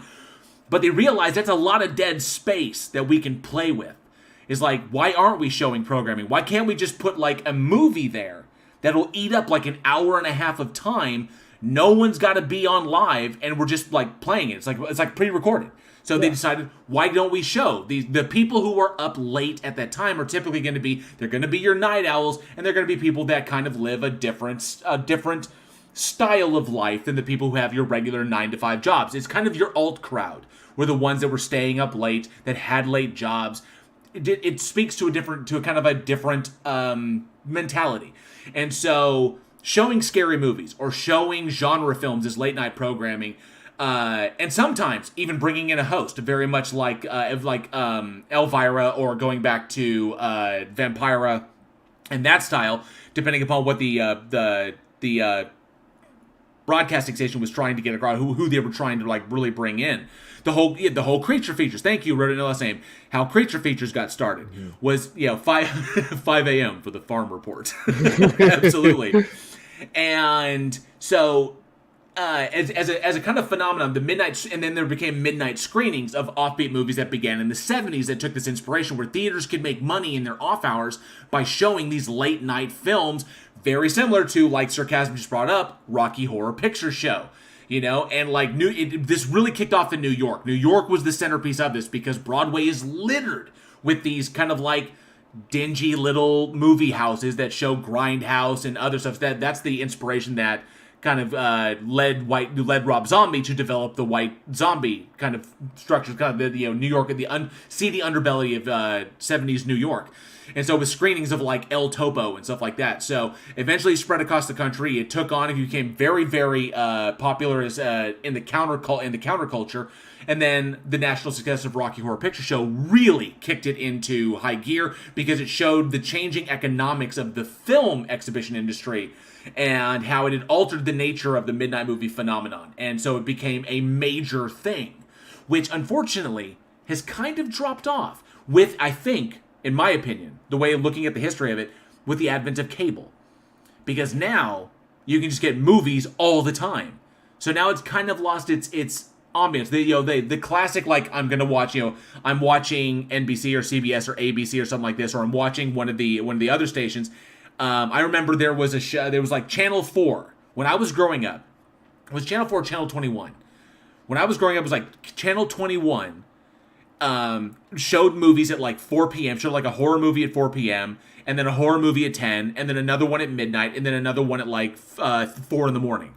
And so I would be like, oh, I can catch this, that this will be on at this time. And that's how I watched a lot of the kind of like obscure horror films that I came up with, that I remember from my youth. And so, but I think the advent of cable, of dedicated channels, and of course, like with HBO. When HBO, like, I remember when HBO was just back-to-back film, before they went really hard into the kind of like reality production or something like that, or doing documentary I mean, they stuff. started doing their own like TV shows because they started doing Oz and Sopranos and so forth and so forth. Taxi Cab Confessions and shit like that. I remember Dream On, when they got into original programming is when because I remember when HBO was just back-to-back movies like all the time. Yeah, that was it. It was just a special order on your cable package. But going into the midnight movies, you would see this a lot in a lot of the indie theaters. I'm not talking like the AMCs or Cinemarks or something like that. But if you go to, there's one in Dallas called the Inwood. And that's where I saw Blair Witch Project. I saw Fight Club there. Nice. Which was Inwood always does good shit. They always do, yeah. And then so the Inwood, they would do a midnight movie on Saturday night. So Saturday nights, midnight, it was something that was already, it wasn't something currently in theaters. It was always something, a callback, a cult classic. So yeah, the Rocky Horror Picture Show. I got a chance to see Aliens in theater because they brought it back on one of the original prints of it. Fight Club, a bunch of these others. And it was always it was always a little bonus because they would have games ahead of time. They would have trivia. I won. They did it when I went to Fight Club. They did a contest on stage, and I won a bar of soap. Like nice. It was like a little prize.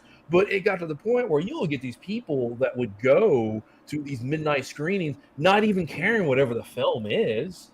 If it was good, then you sat and watched it because you're watching a good film. If it's a bad film, then you laugh and you can make fun of it either way. Right. And so it kind of becomes its own culture that kind of develops. And I think that's where obviously the biggest one being the Rocky Horror Picture Show. This is how I think The Room really got famous, because it started doing midnight screenings and word of mouth. And this is where you start getting these cult films that would come in. And you would see, and then Tommy Wiseau is probably a vampire. And then Tommy Wiseau is probably a vampire. Ronan LS Name says, I got to see a midnight showing of Army of Darkness with an hour Q&A with Bruce Campbell. That's awesome. Awesome. That's freaking badass. This kind of showing was how my friends and I got to see Labyrinth on the big screen. Original reel. They brought it out, fired it up, and so it was cool because they showed Labyrinth, but before that they showed 2 episodes of The Storyteller. Yes. So we got to see that, but watching Labyrinth on the big screen, oh shit! I love just getting the throwbacks like that. It's friggin' awesome. Yeah, let me see. There's a lot of stuff you can see, like say Labyrinth. We talk about Aliens. You talk about some of these others. Like we never got a chance to see them in theaters. Right. We never did. So just getting the opportunity to see them is incredible. Tony Regime says, a cinema near me used to have 2 hand puppets that would emerge from either end of the curtains and mime to the adverts. That's amazing. That is amazing. Let's all go to the lobby. The snacks dancing. Nameboy13 says, I worked till 1 a.m. in high school. I saw lots of weird shit on HBO when I got home. Hell fucking yeah. It was HBO, Cinemax, or Skinemax as it was back in the day, and of course Showtime. Where you can see, I mean, back when you had the big 3, those are the big 3 that HBO kind of kicked the whole thing off. And then you also had Showtime, and you had Skinemax, where they showed Skinemax was more for all like the low rent shit, like low rent stuff, like the we would we're like HBO and Showtime were too sophisticated for that. Actually, HBO was kind of the middle child. Showtime was like, we're too sophisticated for that shit. And like fucking Cinemax over here was like, yeah, Red Shoe Diaries, baby. Fucking A. And it's like, I remember those days, and you could catch obscure weird films. And then thanks to things like Comedy Central bringing us MST3K, but I think what it came down to was cable kind of changed things for us. And I dug this one because, one, it's a smartly made film. If you have a low budget and you're going to shoot, this is what you're going to shoot for. This is what you go for. Know where to spend your money. You're making a fucking slasher movie. You spend it on your killer. You spend it on your kills. That's it. Fuck the special effects, because there are some special effects in this. But you don't worry about it. Use the basic means. If you're making a slasher movie, people there to see the slasher. Make your killer look good. Make the kills look great. That's it. Everything else will fall into place. Know your audience. Know what you're going for. Don't treat them like children. And just make a fucking splatter movie. And this one worked in spades. A very unique killer with a unique premise who's virtually unstoppable, because the only reason the movie ends is because the fucking reel runs out. Yeah. And I dug that. The meta and smartly written, a nice little meta commentary on a kind of bygone tradition of the genre, and I was like, oh yeah, and it kind of made me long for that. And then the kind of people that come out to this, you've got the girl who works in the theater and her boyfriend, you've got the biker dude with his girlfriend. It's like, yeah, we're gonna watch this movie, babe. That's right. And he's like a hard ass until he fucking gets killed. And then the douchebags that come out and watches, I loved it. I loved how it kind of came together. That's why I dug this movie. I'm surprised you didn't like it. Yeah, I see. And there's it was just some technical aspects that really got me on it. That it irks in my brain because it's shot the same as like The Butcher. This was not nearly that bad. Okay. The Butcher was fucking atrocious. The production design. Okay. Midnight Movie. At least in this one, they knew how to light and capture sound. In Midnight Movie, the production design is way better. Way miles ahead for The Butcher. But I don't know if something about like the frame rate or something where it has that soap opera type of feel, right? And it just like around 2011 it just stops, and I've never seen a film really do it since. So I don't know. But yes, so I want to ask the audience, because this movie is very meta, and I really do enjoy meta films. What is your favorite meta horror film? There's a lot of them out there. I think one of the go-tos is probably Scream. Right. It was a New Nightmare from the Nightmare on Elm Street. It goes pretty meta. There's dozens upon dozens of them out there. So what is your favorite meta horror film? Let us know in the comments below, or shoot us an email at weekinhorror@gmail.com. I'm reminded, and while Scream is kind of a go-to, I'm kind of reminded of Behind the Mask, The Rise of Leslie Vernon. That's a good one. Was pretty impressive as far as meta horror goes. I kind of dug what they did with that. The serial killer that's trying, and that's the thing, is that Behind the Mask came out. If I remember correctly, when that movie came out. That movie came out in 2006. So that was 10 years after Scream. And Rodin Ellisame just brought up Cabin in the Woods, king of meta. And I can understand that. I can understand why that could be the case, because Cabin in the Woods was just so brilliant. And New Nightmare was also very, very good as well. Thank you, Travis Brown, said New Nightmare. Mm-hmm. But I really dug Leslie Vernon, just because the idea of the killer wanting to document his own stuff, to make a movie about himself, doing the things that you would see in a movie, the way it was portrayed, I think it captured the generation very, very well. The almost millennial take on what horror is, what horror means, and you could see how different it was from the way, people of like Eugene and Johnny and myself and Aaron and Alex and, all the way we look at the genre and what the genre means to us, and the way it looks to the next generation. I thought that film encapsulated it perfectly. And so it's grown on me over time. It's like I go back and I occasionally will see it and I'll be like, I'm going to sit down and watch this again. And every time I watch it, I'm like, yeah, I fucking get it. Yeah, it's a solid movie because it's like so many people idolize Michael Myers and Jason and so forth, and so you understand when Leslie Vernon, because in that movie all those killers are real. Right. You can it basically shows your face because he's a fan of them. That's what he's trying to do. He's trying to recreate these kills that happened at Crystal Lake. And then, of course, at the very end, he turns on the filmmakers and starts smoking them one by one. But it was a very well done movie in terms of meta movie. And the commentary in that, like the people making the things, the people shooting the things, just don't fucking get it. Yeah, and I fucking love that. It's so smartly done, and I don't think gets the praise that it deserves. Sarcasmly says, I'm kind of leaning to Elvira, Mistress of the Dark. And Rodin No Last Name says Student Bodies, the first horror meta. I have no idea how Student Bodies was not a National Lampoon film. I have no idea. I would never hurt a fly. And the fly dies, and it's like, because the body count is going up. 1, 2, 3, 4, 5, 6. Then she's like, I'd never hurt a fly. 6.5. Come on! The killer's called the Breather. Killed someone with a fucking paperclip. Puts them in garbage bags. It's like, killed someone with an eggplant. How is that not a National Lampoon film? I have no fucking clue. But yes, I would agree. Student Bodies is probably the first real meta horror film. Absolutely. George Lucas going to sue somebody. But definitely let us know in the comments below or at weekinhorror@gmail.com what, in your opinion, is the best meta horror. All right, we got one more. I know you're just looking forward to it. I know you are. Oh man, it was so bad. Let's chew it back. Because there's some things to say here.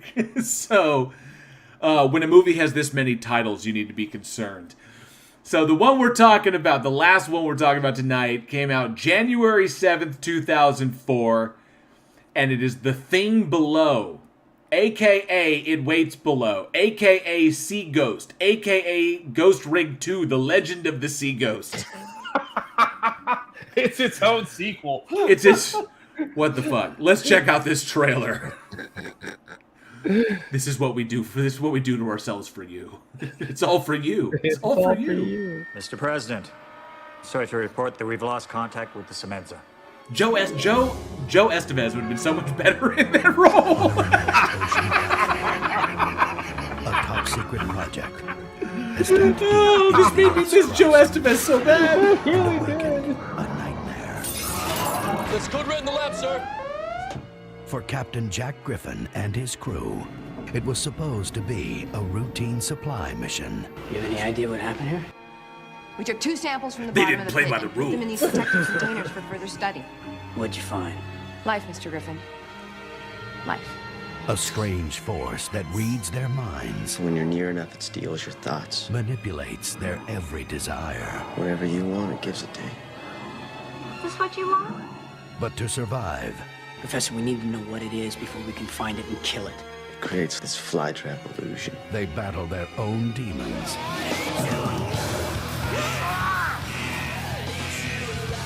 While battling a terrifying ancient creature. Look at that Birdemic special effects. I know, right? Billy Warlock. Sea Ghost. I don't know what's real anymore. Wow.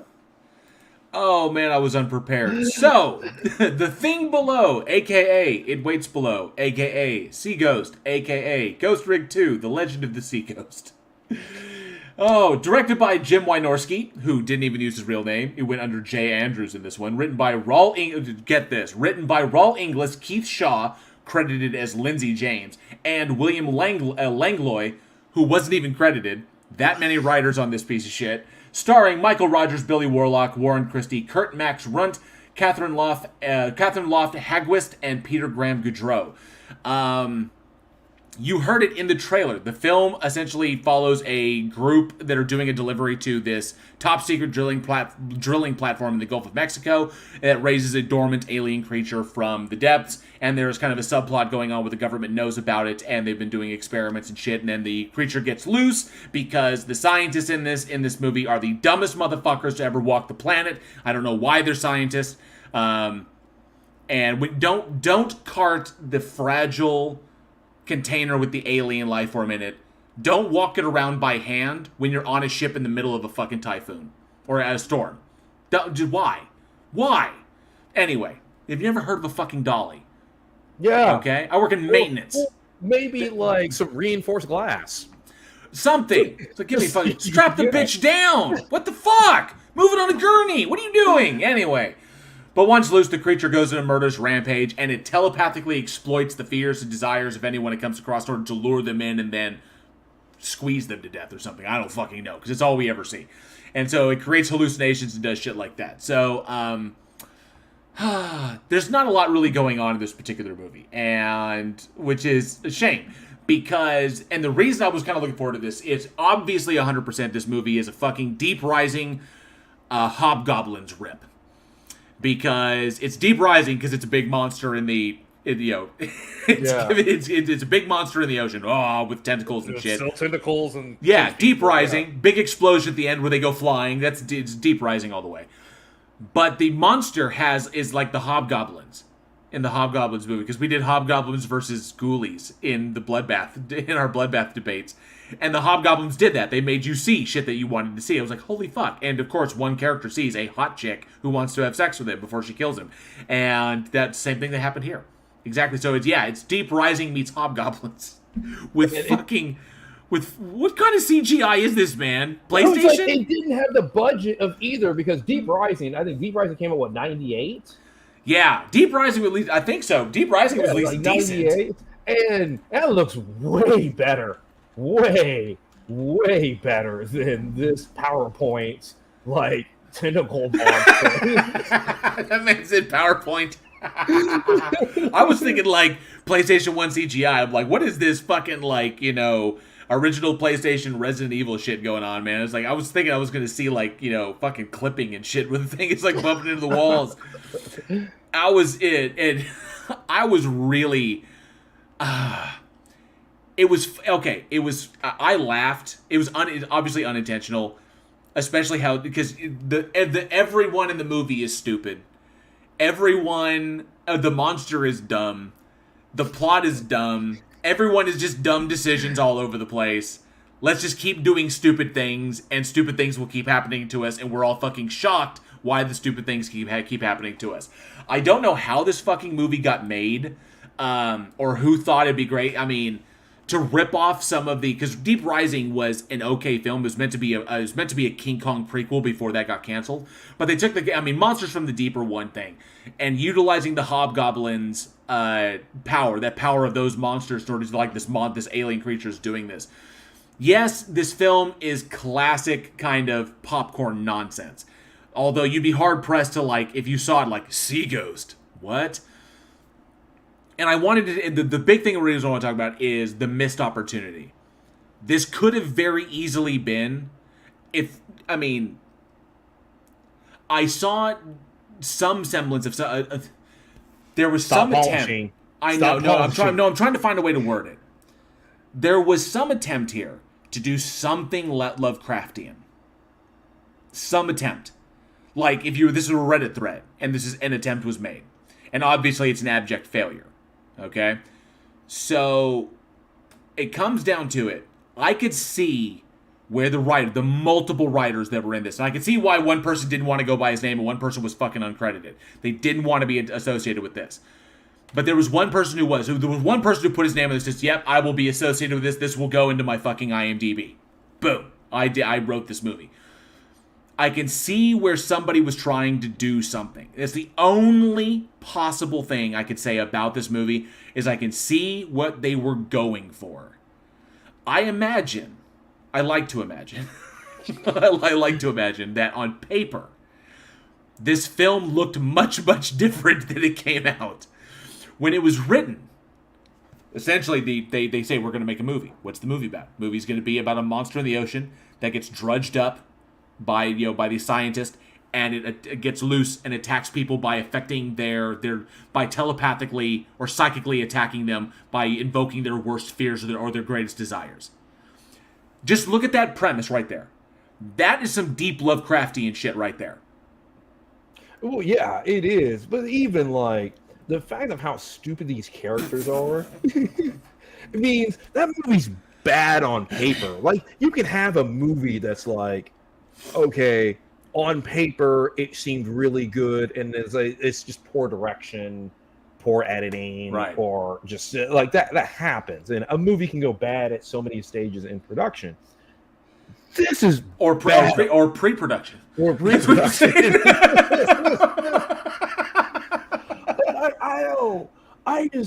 It's so bad on so many levels, and I don't know if it's like they ran out of effects budget of the movie. The production design as a whole, even aside from the CGI, the production design looks cheap. Right. It very, looks very like much so. They found a small warehouse, not like a sound studio, but maybe a small warehouse that was maybe, 4,000 square feet, and they just built everything in it, because as long as you keep it kind of hazy and you have a lot of haze and fog, and you keep the shots really tight, you don't miss the fact that it doesn't even look like the ship that they're on. Right. There's so many things that are taken from other more solid horror films in this. Obviously, they rip the monster from. It's a deep rising monster. It's got the powers from hobgoblins. The setting itself is pretty much Virus and Sphere, where everything is cramped and it's where everything is supposed to be essentially you're trapped in a small space with a monster that's affecting what you see. And so, I mean, there's so many things. And Mystique, I could say this could possibly be one of J.M. Truth's productions. It was that fucking bad. You can see, but the one thing that aggravated me most about this particular one, and was the sheer lack of imagination when it came to when it came to what they had to work with. Look at the sets that they had. You have that kind of production quality. You have, because sets themselves are expensive. You and I can both attest to that. Mm-hmm. Constructing your sets. Art direction itself are there's a reason art direction is its own fucking department. It's going in and having somebody look and say, this is what I'm working with, this is what it has to look like. Now we need to find all the pieces to make the set look right, so that when the actors come in, they're working in an environment that actually is conducive to the story that they're telling. So you have these magnificent spaces, long dark corridors, cramped, tiny spaces, laboratories, all this shit set up. You had so many, the filmmakers here had so many opportunities to do really, really good shit.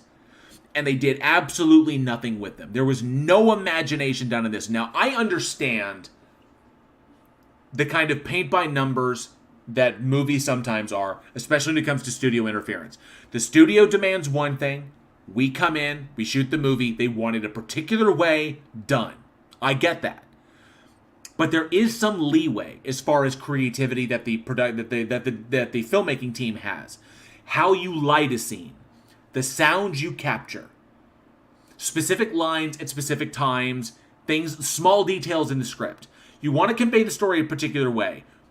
But all of these were missed opportunities, and all of them were fully within the realm of control of the filmmakers themselves. This was not EPs coming in and pissing all over everything. This was not the studio on the phone saying, these dailies fucking suck. That was not this. This was lazy fucking filmmaking. You give me those fucking sets and a budget to play with, yeah, I'll churn out something solid, because every single piece is important to the pie. The lighting, the sound, the art department, the blocking, how your actors move about the space, all of this is vital. Okay, how they interact with one another. These things could have done so much better. I've seen there's a movie that I remember that was so intensely low budget. It was called Low. And it was an experimental horror film about a guy who goes into hell to look for his girlfriend, the woman he falls in love with. Okay? Completely, totally experimental, and this thing was shot on a budget, I think, of $8,000. And they made use of every single one of those dollars and told a fucking compelling movie. See, this is what I honestly I believe it happened was because it being low budget. It was a group of friends, and we're like, okay, we raised some money because if this is a studio film, it surprises me. It's like, okay, we have some money and we're gonna hire people who think that they know what they're doing. Right. And it could have been some people fresh out of film school who just had a budget way over their head or an idea that was way too big. Oh, the thing got away from them. And things got away from them because you're right. It's lazy, incompetent filmmaking because you do not need a lot of money to make a good film. Another example is Primer. I think Primer cost $7,000. Primer was magnificent. Exactly. And I mean, they built their time machine and they shot like in their house. Right. And were able to utilize everything.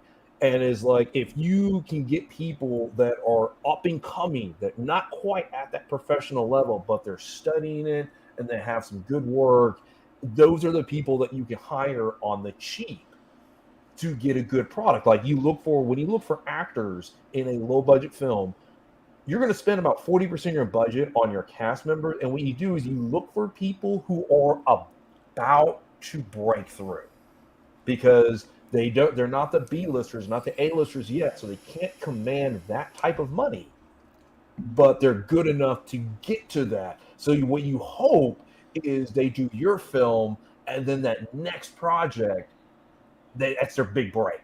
Right. And then you release your film on the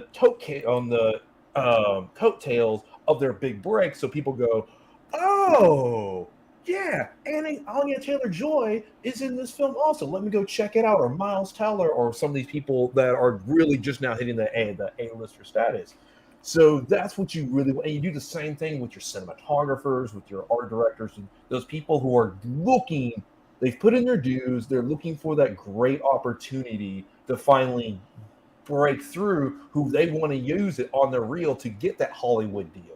But this film is not the case. This film is cheap. People didn't care, or they were just incompetent, and it was lazy. The overall standard that they set for themselves is low. Yeah. So Paracord Princess asks a quick question. Paracord Princess says, where can we see these Bloodbath debates? The Bloodbath debates are available wherever you listen to podcasts. So if you are listening on Anchor, anchor.fm, or if you're listening on Spotify or like this, we always post those up. So the Bloodbath debates and the After Darks are all available wherever you listen to podcasts. If you check out anchor.fm, you can see them all there. We're up to I think this month we're doing Bloodbath 37. So we've done, and it's, I love them. I think they're really, really fun. But yeah, check them out wherever you listen to podcasts. And it's also available. You get early access via Patreon. And then Angel Rivera says, like the Geico I Am a Space Monster commercial. No, because all of the CGI in this film was overlaid. So, literally, they took the footage and then just laid the CGI into it. So they would have people running through a thing. And so it was as cheap as you could possibly make it. There's never a moment where the CGI is integrated, like legitimately as part of the deal. So, for example, you have a sequence where people are running down a hallway and one of the big ass tentacles is chasing them. The tentacle is always separate from everything else because it was literally just set within the film. Yeah. And so it's operating there. So there was never any kind of need for green screen. Essentially, everybody's just reacting to something that they're being told is there, and then you have the tentacle thing. But because those things look so terrible, I can see why they opted for why it was we don't have a lot of money, so let's go with. It almost seemed like the psychic attacks and the psychic manipulation shit was kind of, so it was kind of an afterthought, because they realized we don't have a lot of money to do the CGI, and this is when the CGI is going to come out really, really terrible because it's really, really cheap. So let's come up with a way of trying to show the monster affecting people without having to lean into CGI. And that was all of the hallucinations and all that shit. So, but just an absolute waste of opportunity and what they should have done. Now, what I'm really, really curious, so Nocturnal Lux, good to see you, bud. thanks so much for being here, says, holy 2.4 on IMDb. Yeah, it's not good. Bad. It's bad. It's not even entertaining enough to be like to make fun of. To do like riff tracks where you get your friends together and you just laugh at stuff. It's not even that entertaining. Yeah, it's just like, it's just sad. It's just sad. It would just be sad if we were to do that. Now, something that's curious, and another reason I kind of wanted, I'm glad that we're talking about this one, is because we got an interesting comment on YouTube, and I don't know if you saw it. As a matter of fact, let me see. I don't know if you saw it, but I had to take a picture of it. I posted it to it. So, back in season 2, episode 14. This was before we were even doing the thumbnails that we currently do now. Okay? Season 2, episode 14, we covered a movie called Night Feeders. I don't even know if you remember it. So barely remember it. Night Feeders was just Night Feeders was just awful. It was really, really bad. And we appropriately shit on the movie, and I probably tried to polish it in some way, some sense. It's like, at least they got it in the can. At least we can give them that credit. But somebody commented, and I had to say it. So the comment was, LOL, Night Feeders was made for $55,000 and grossed well over $500,000. How well did your movie sell?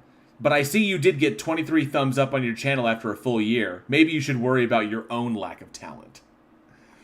Wow. And I was like, I didn't know what to comment to it. I did comment. I eventually said, it's like, dude, man, you know, it's called an opinion. It's like just our opinion on the film.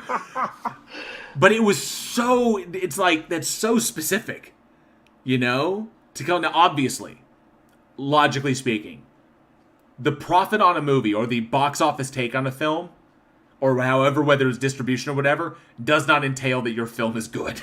It is not logically entailed. But I wonder if this person, I'm curious, and I'm wondering, first curiosity, was that person who let that comment involved in the making of Night Feeders? I don't know. First of all, that would be cool. That would be cool as shit if it was. The name that they posted on their YouTube account is not any of the names that were associated with the movie. So I couldn't find that movie. I couldn't make that connection. So I have no idea.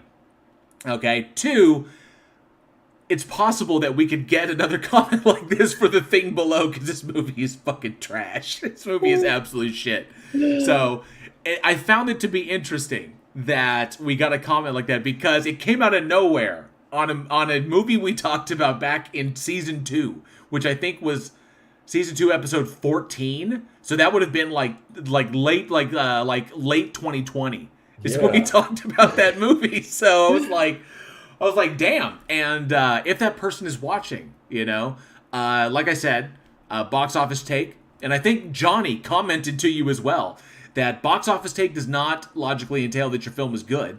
And 2, opinions are a thing. We are allowed to have them. We're not saying that they're worth anything, but we are also filmmakers, and we've worked in the industry for some time, doing various things. I'm a writer, you know. Eugene is a director and a DP, but we've all worn many hats. We know what it takes. We've made our own stuff, so you can check out Eugene's IMDb. You can check out my IMDb. You know, check out Johnny's IMDb. We are all professionals working in the industry. This is just our opinion. That's why it's filmmakers on filmmakers, essentially what we're talking about. But plus, on top of that, is you have to understand how budgets work. Okay, it made $500,000 in theaters. That's not a lot of money. That's not. You could accidentally put your film, let's say you get a distribution, and your film could throw into a couple hundred theaters with no trailer, no marketing, and you let it into theaters for a month or 2, you'll probably make $500,000 just because people go, oh, let me go check that out. Doesn't mean they liked it. It doesn't mean anything like that. It just because it's just out there. And so, and secondly, on top of that, when you're talking about, like, say, for $55,000, $55,000 can mean a bunch of different things. You have several different parts of budget. You have cash in hand, and then you have the overall value of your film. Those are 2 completely different numbers. The cash in hand is what you actually dollar for dollar put towards making your film. there are other things that have value that, say, for example, you have like in kind. So let's say you shoot at your buddy's house, and because your buddy's house, they let you film there for free. So cash-wise, you're not paying anything, but that still has a value. So when you put the overall value of your film, that comes as what's called in kind. So if you would normally say get a house for $1,000 a day, and you shot at your buddy's house for 3 days, so the value of that would be $3,000, but in cash-wise, it's zero. So you never really know. So that's how people will inflate a lot of times. But going back to it, if they made $50 million off of Night Feeder, then you know what? You won. You got it. You obviously you're on to something. If they Blair Witched that motherfucker, $60,000 in the 60 grand spent, 280 million worldwide. Sure. Yeah, you got sure. it. We'll hand it to you on a fucking plate, man. Worldwide phenomena. Inspires a franchise, good to go. I'm not seeing the Night Feeders franchise. And as a matter of fact, if I remember correctly, because Night Feeders was about how a meteor crashes in the woods and it releases a bunch of monsters that come out at night, and then these 4 deer hunters out in the woods become the hunted. The hunter becomes the hunted kind of thing. And then, that's what it is. But if I remember correctly, director Eduardo Sanchez, who was one of the directors, this is one of the big commentaries we had, was Eduardo Sanchez, who was one of the directors of the Blair Witch Project. He directed his first solo film was a movie called Altered, about 4 friends who are redneck hunters who encounter an alien and then end up dealing to get abducted and then deal with it. That movie was far superior to Night Feeders, and they both came out the same year. So that's how you shoot a movie. Eduardo Sanchez literally shot that same movie. Redneck hunters encountering aliens, exact same movie, and it was far fucking better because better. Rodin says, what? There's not a Night Feeders franchise? Unacceptable.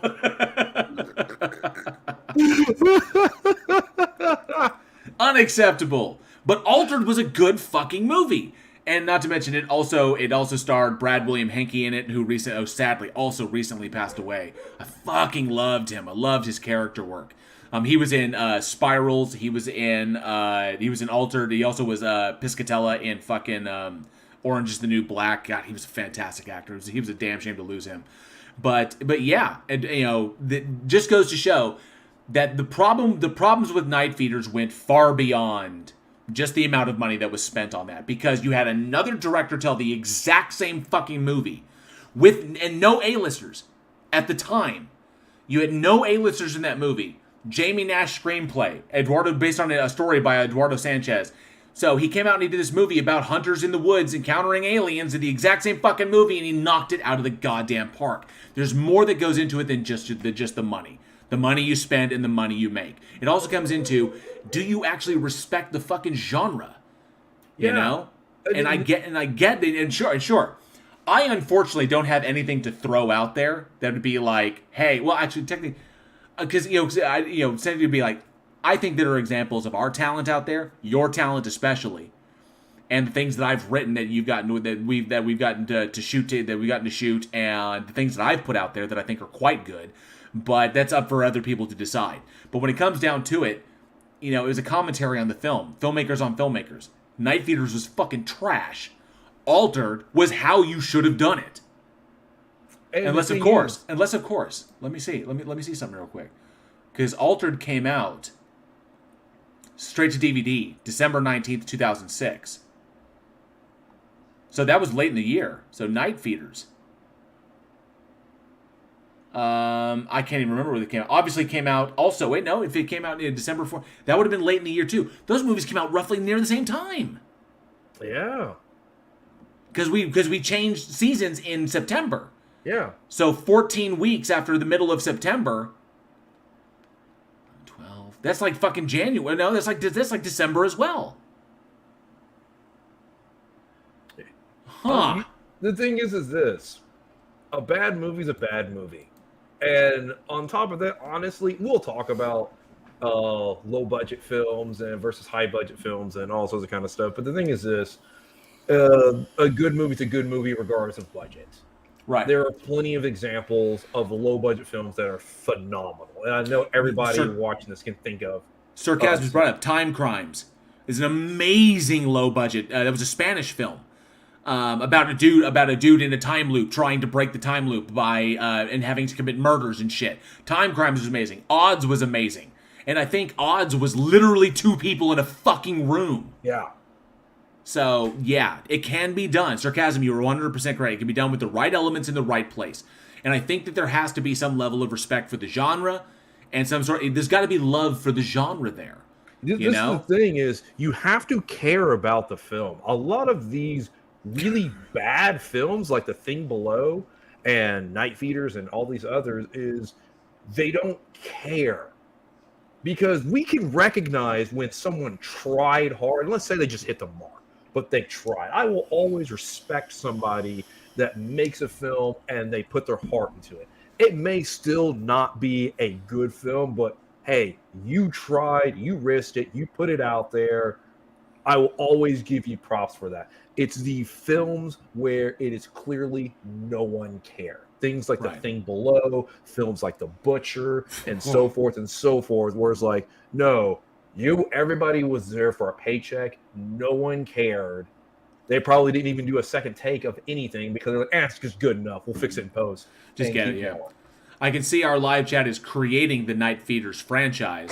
So I think we've got Night Feeders 2, Electric Feederoo, and we've got Night Feeders 3, Feeders in the Hood, and we've got Night Feeders 4, In Space. Of course, it has to go to space. Yeah, of course it does. Tony Regime says Bad Taste and Brain Dead were both low budget and both were fantastic. They absolutely were. But of course, that's fucking Peter Jackson, so everything he touches is gold. God, I think everything he touches is gold, and I always go back to the fucking Frighteners. God damn, I love that fucking movie. I love that fucking movie. Michael J. Fox, fucking Dee Wallace, Peter Jackson, fuck, that movie was good. John Astin, fucking hell. But given that we were talking about The Thing Below here, and we mentioned a lot of others. Night Feeders 5, The New Meals. That's fucking brilliant. Night Feeders 6 in New York. Feeders Take Manhattan. I love it. So, Night Feeders 7, The Mutation. It took us that long to get to it.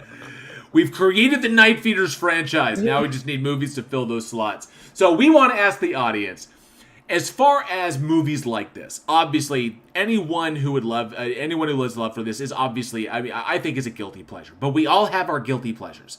I honestly think that despite all of its faults, The Thing Below is kind of popcorn nonsense. It's a movie that kind of plays in the background, or maybe something that you throw on and just, you don't really pay attention to. It's just, kind of one of those things. Or you watch it just to laugh at it because it's what it is. It's kind of one of those guilty pleasure laugh at films. We want to know, what is your guilty pleasure horror film? The film that you watch you can't get enough of just because it comes on, you have to watch it despite how bad it is, whatever. Like one of mine is Doom. I fucking love a bad movie. I fucking love that movie because it is one of my absolute guilty pleasures because it's so fucking atrocious and it just has some of the best fucking rock one-liners in it. I've got one round. It's like come on, dude. But nonetheless, let us know what your guilty pleasure horror is. And I see we've also got Night Feeders 8, A New Beginning, Night Feeders 9, Night Human Centipede. What the fuck? And yes, you're right. Hello Baby. Good to see you, Hello Baby. Yes, Jeepers Creepers Reborn did suck balls. That movie was awful. Facty, good to see you. Thanks so much for being here. Javers as well. Thanks so much for hanging out. Commander, and I thought I saw somebody else. So Angel Vera says Night of the Living Dead, the remake. And that would be the 1991, the Tom Savini one with Tony Todd. Hello Baby says Big Trouble in Little China and the original Fright Night are my guilty pleasures. Fantastic. And the Jordan said, I think by the 10th Night Feeders we're due for a soft reboot. Good point. Commander Darklight says guilty pleasure, Shaun of the Dead. Tony Regime says Night Feeders versus Freddy. Wait. Shaun of the Dead is not a guilty pleasure. I wasn't going to judge him on it. I wasn't. So that's a good movie can't be a guilty pleasure. That's true. A guilty pleasure is a film that you're kind of like, you shouldn't like, but you do, or you're kind of ashamed of. So yeah, like Eugene's guilty pleasure is fucking Salo. Really?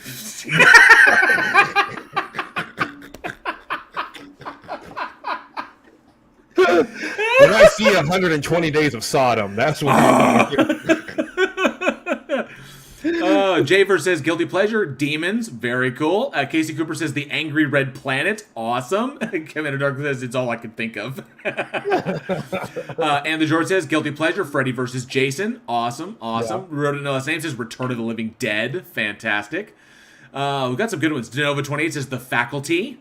That is a good guilty pleasure film. See, that's a good cult Yeah, film. back like fucking Robert Rodriguez firing all cylinders, man. CW opera, CW stars, throw him in there with the fucking aliens and shit.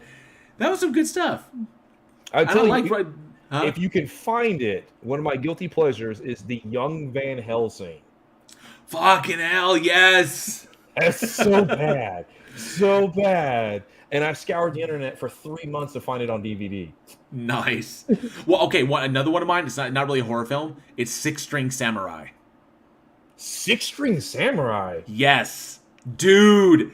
I'm telling you, this movie, it is the perfect guilty pleasure because the movie is 50% fucking amazing and 50% bonkers ludicrous. It absolutely is. There is shit in the movie that will make you go, fucking hell, and shit in the movie that make you go, fucking hell. It is the weirdest juxtaposition where half your movie is fucking ridiculous and the other half is fucking amazing. Yeah, that's a perfect formula right there. I know, right? And that's what happens when you take an absolutely absurd and ludicrous storyline and you make it into an action movie, a martial arts action movie, and then the person you have in the lead role is a legit fucking martial artist. Swordplay, fight scenes, all of that. Like, we're talking top-notch shit. And then you put them in the most ludicrous fucking movie possible. It's so bonkers. But Six String Samurai is one of my favorite guilty pleasures. That's a movie that I hunted down to find on DVD. That movie's going to my fucking collection. Yeah. Absolutely. So, let me see. So many good ones in here. Yeah. All right. So, all the Trauma movies, yep. or all the Trauma movies. Yep, Trauma. And Hello Baby says, From Dusk Till Dawn, the original with Sex Machine is a guilty pleasure. Absolutely. Yeah, the original Dusk Till Dawn. Fucking Robert Rodriguez knew how to deliver. Desperado. Fucking Once Upon a Time in Mexico. Fucking hell. Yeah. Rodinella Sam says, I saw Six String Samurai in theaters. Nice. Ooh. Fucking A. All right. Oh, wait, real quick. Neil Breen movies are my guilty pleasure. I love Neil Breen. They're so bad. Neil Breen, and fucking Ed Wood are just perfect guilty pleasure films. Absolutely. Well, definitely let us know what your favorite guilty pleasure film is down in the comments below, or of course at weekinhorror@gmail.com. And that is going to bring another episode of Week in Horror to a close. Thank you all so much for joining us in the start of the new year, and we truly hope you enjoyed. Wait. Are we missing something? No. Oh, fucking hell. Yeah. Fucking hell. I can't believe I did that. I cannot believe I did that. You know what I did? And the audience, nobody in the audience actually fucking said anything. And you know why? Because it's fucking trivia time! I totally fucked it up.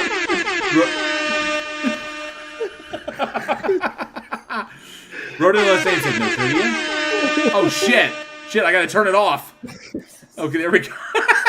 It's a new feature. It's a new fucking feature. It's a new feature. Sorry. We have a trivia question tonight. The chat got angry. The chat got fucking mad. Woo! There is a trivia. There's a trivia question tonight. So, my bad. My fucking bad. Get those Google fingers ready because we have a trivia question tonight. I almost fucked up and went right past it in the script. Cindy Sue says that we can lose the new feature. We did it so that Alex didn't have to keep doing it. So It still needs confetti cannons. We absolutely need confetti cannons. All right. So, and no, Tony Regime, the answer is not the Buffy hole. So Eugene, to win a mystery prize from the Week in Horror store, be the first one to get the correct answer to this question in the live chat. Eugene, whenever you're ready, give them their trivia question tonight. I'm so sorry I almost fucking just ran over this, man. The question is, The Grudge is based on what legendary Japanese folk story? I'll say it again. The Grudge is based on what legendary Japanese folk story? The first person to comment below will win the mystery prize. To get the fucking live chat up. Do you have the live chat up? Yeah, I got the live chat up. Okay, cool. And it looks like we have an answer. We got it. I got and the George said. Oh, and the George said? Yeah, and the George said. No, it's not. That's not the answer. Oh, that's not the answer. No. Travis Brown got the answer. Let me see. Oh, yes, that is correct. Yes, correct. So Kayako is the name of the wife. But the Grudge, the actual the ghost story is based on a folk story called Yotsuya Kaiden or Tokaido Yotsuya Kaiden, or the ghost story of Yotsuya in Tokaido, or the ghost story of Yotsuya. So there were a number of names that the story goes under, but it's a legendary folk horror story in Japan. But that's where the original inspiration came for the movie The Grudge. So congratulations, Travis Brown. The name, it is Yotsuya Kaiden. Absolutely. But Kayako was the name of the wife in the original Grudge. So congratulations, Travis Brown. Good work. Now Turtlelook says, I know the story and I still failed. So sorry. But yes, congratulations to Travis Brown, who knocked it out of the park. You've got a mystery prize coming to you. Let me get your name down. Travis Brown, fantastic. Mystery. All right. So sorry, I almost fucking ran over the trivia. I totally did. They got mad. I totally didn't. The chat was turning on me. Nemo836 says, "Damn it, I didn't read far enough." Yeah. Oh, and now Turtlex says you write Kayako as that, but yeah, it is the legend. The story Yotsuya Kaiden is. I'm probably not even pronouncing that correctly. I'm pronouncing it like an American, but congratulations, Travis Brown. Well done. We will get that printed and send it out to you ASAP. City Suit, the thing below, aka Yotsuya Kaiden. I did so many other names. All right, and that. I'm sorry, and the George said. I'm so sorry. Oh, can I get a prize for you getting my hopes up? All right, and that will bring another episode of Week in Horror to a close. Thank you so much for kicking off the new year with us. We truly hope you enjoyed the show, despite my colossal fuck up. Join us next week when we look back at the birth of an icon with the original Leprechaun, gory Stan Winston monster horror in The Relic, 60s British horror in Berserk, and the super creepy 90s remake Body Snatchers. For more horror fun, be sure to follow us on all the socials for the Daily Splatter, your daily film recommendation. And remember, we're constantly being stalked by that cruelest of faceless slashers, the algorithm. And you can help us defeat it by dropping a comment, liking, subscribing, smashing that notification bell like a true third act final girl. Joshua Olsen does all of the amazing artwork that we have for the show. His designs are absolutely incredible. He's got some new stuff up in his store. Check those out at badsamurai.store. And a massive shout out to all of our amazing patrons who continue to help us make Week in Horror the incredible success it has become. You see your names down there on the banner. And if you would like to and are able to support our production, you can by joining and enjoying the tasty benefits of one of our many Patreon tiers. But if Patreon is not your favorite stocking method, you can always support us directly through our PayPal link. Links to everything, including our Discord community where you can hang out with us, watch movies, and do all kinds of cool stuff, are in the description below. And remember, the goal here at Week in Horror is global horror domination, and we cannot do it without you, our amazing audience. So pretty please, with the hopes and dreams of all of us indie filmmakers everywhere on top, Go share the absolute fuck out of our little show. Thank you all so much for being the greatest audience that a podcast could possibly have. We fucking love all of you. Here's to 2023. I am JL. I'm Eugene. We will see you all next week, and as always, stay scared.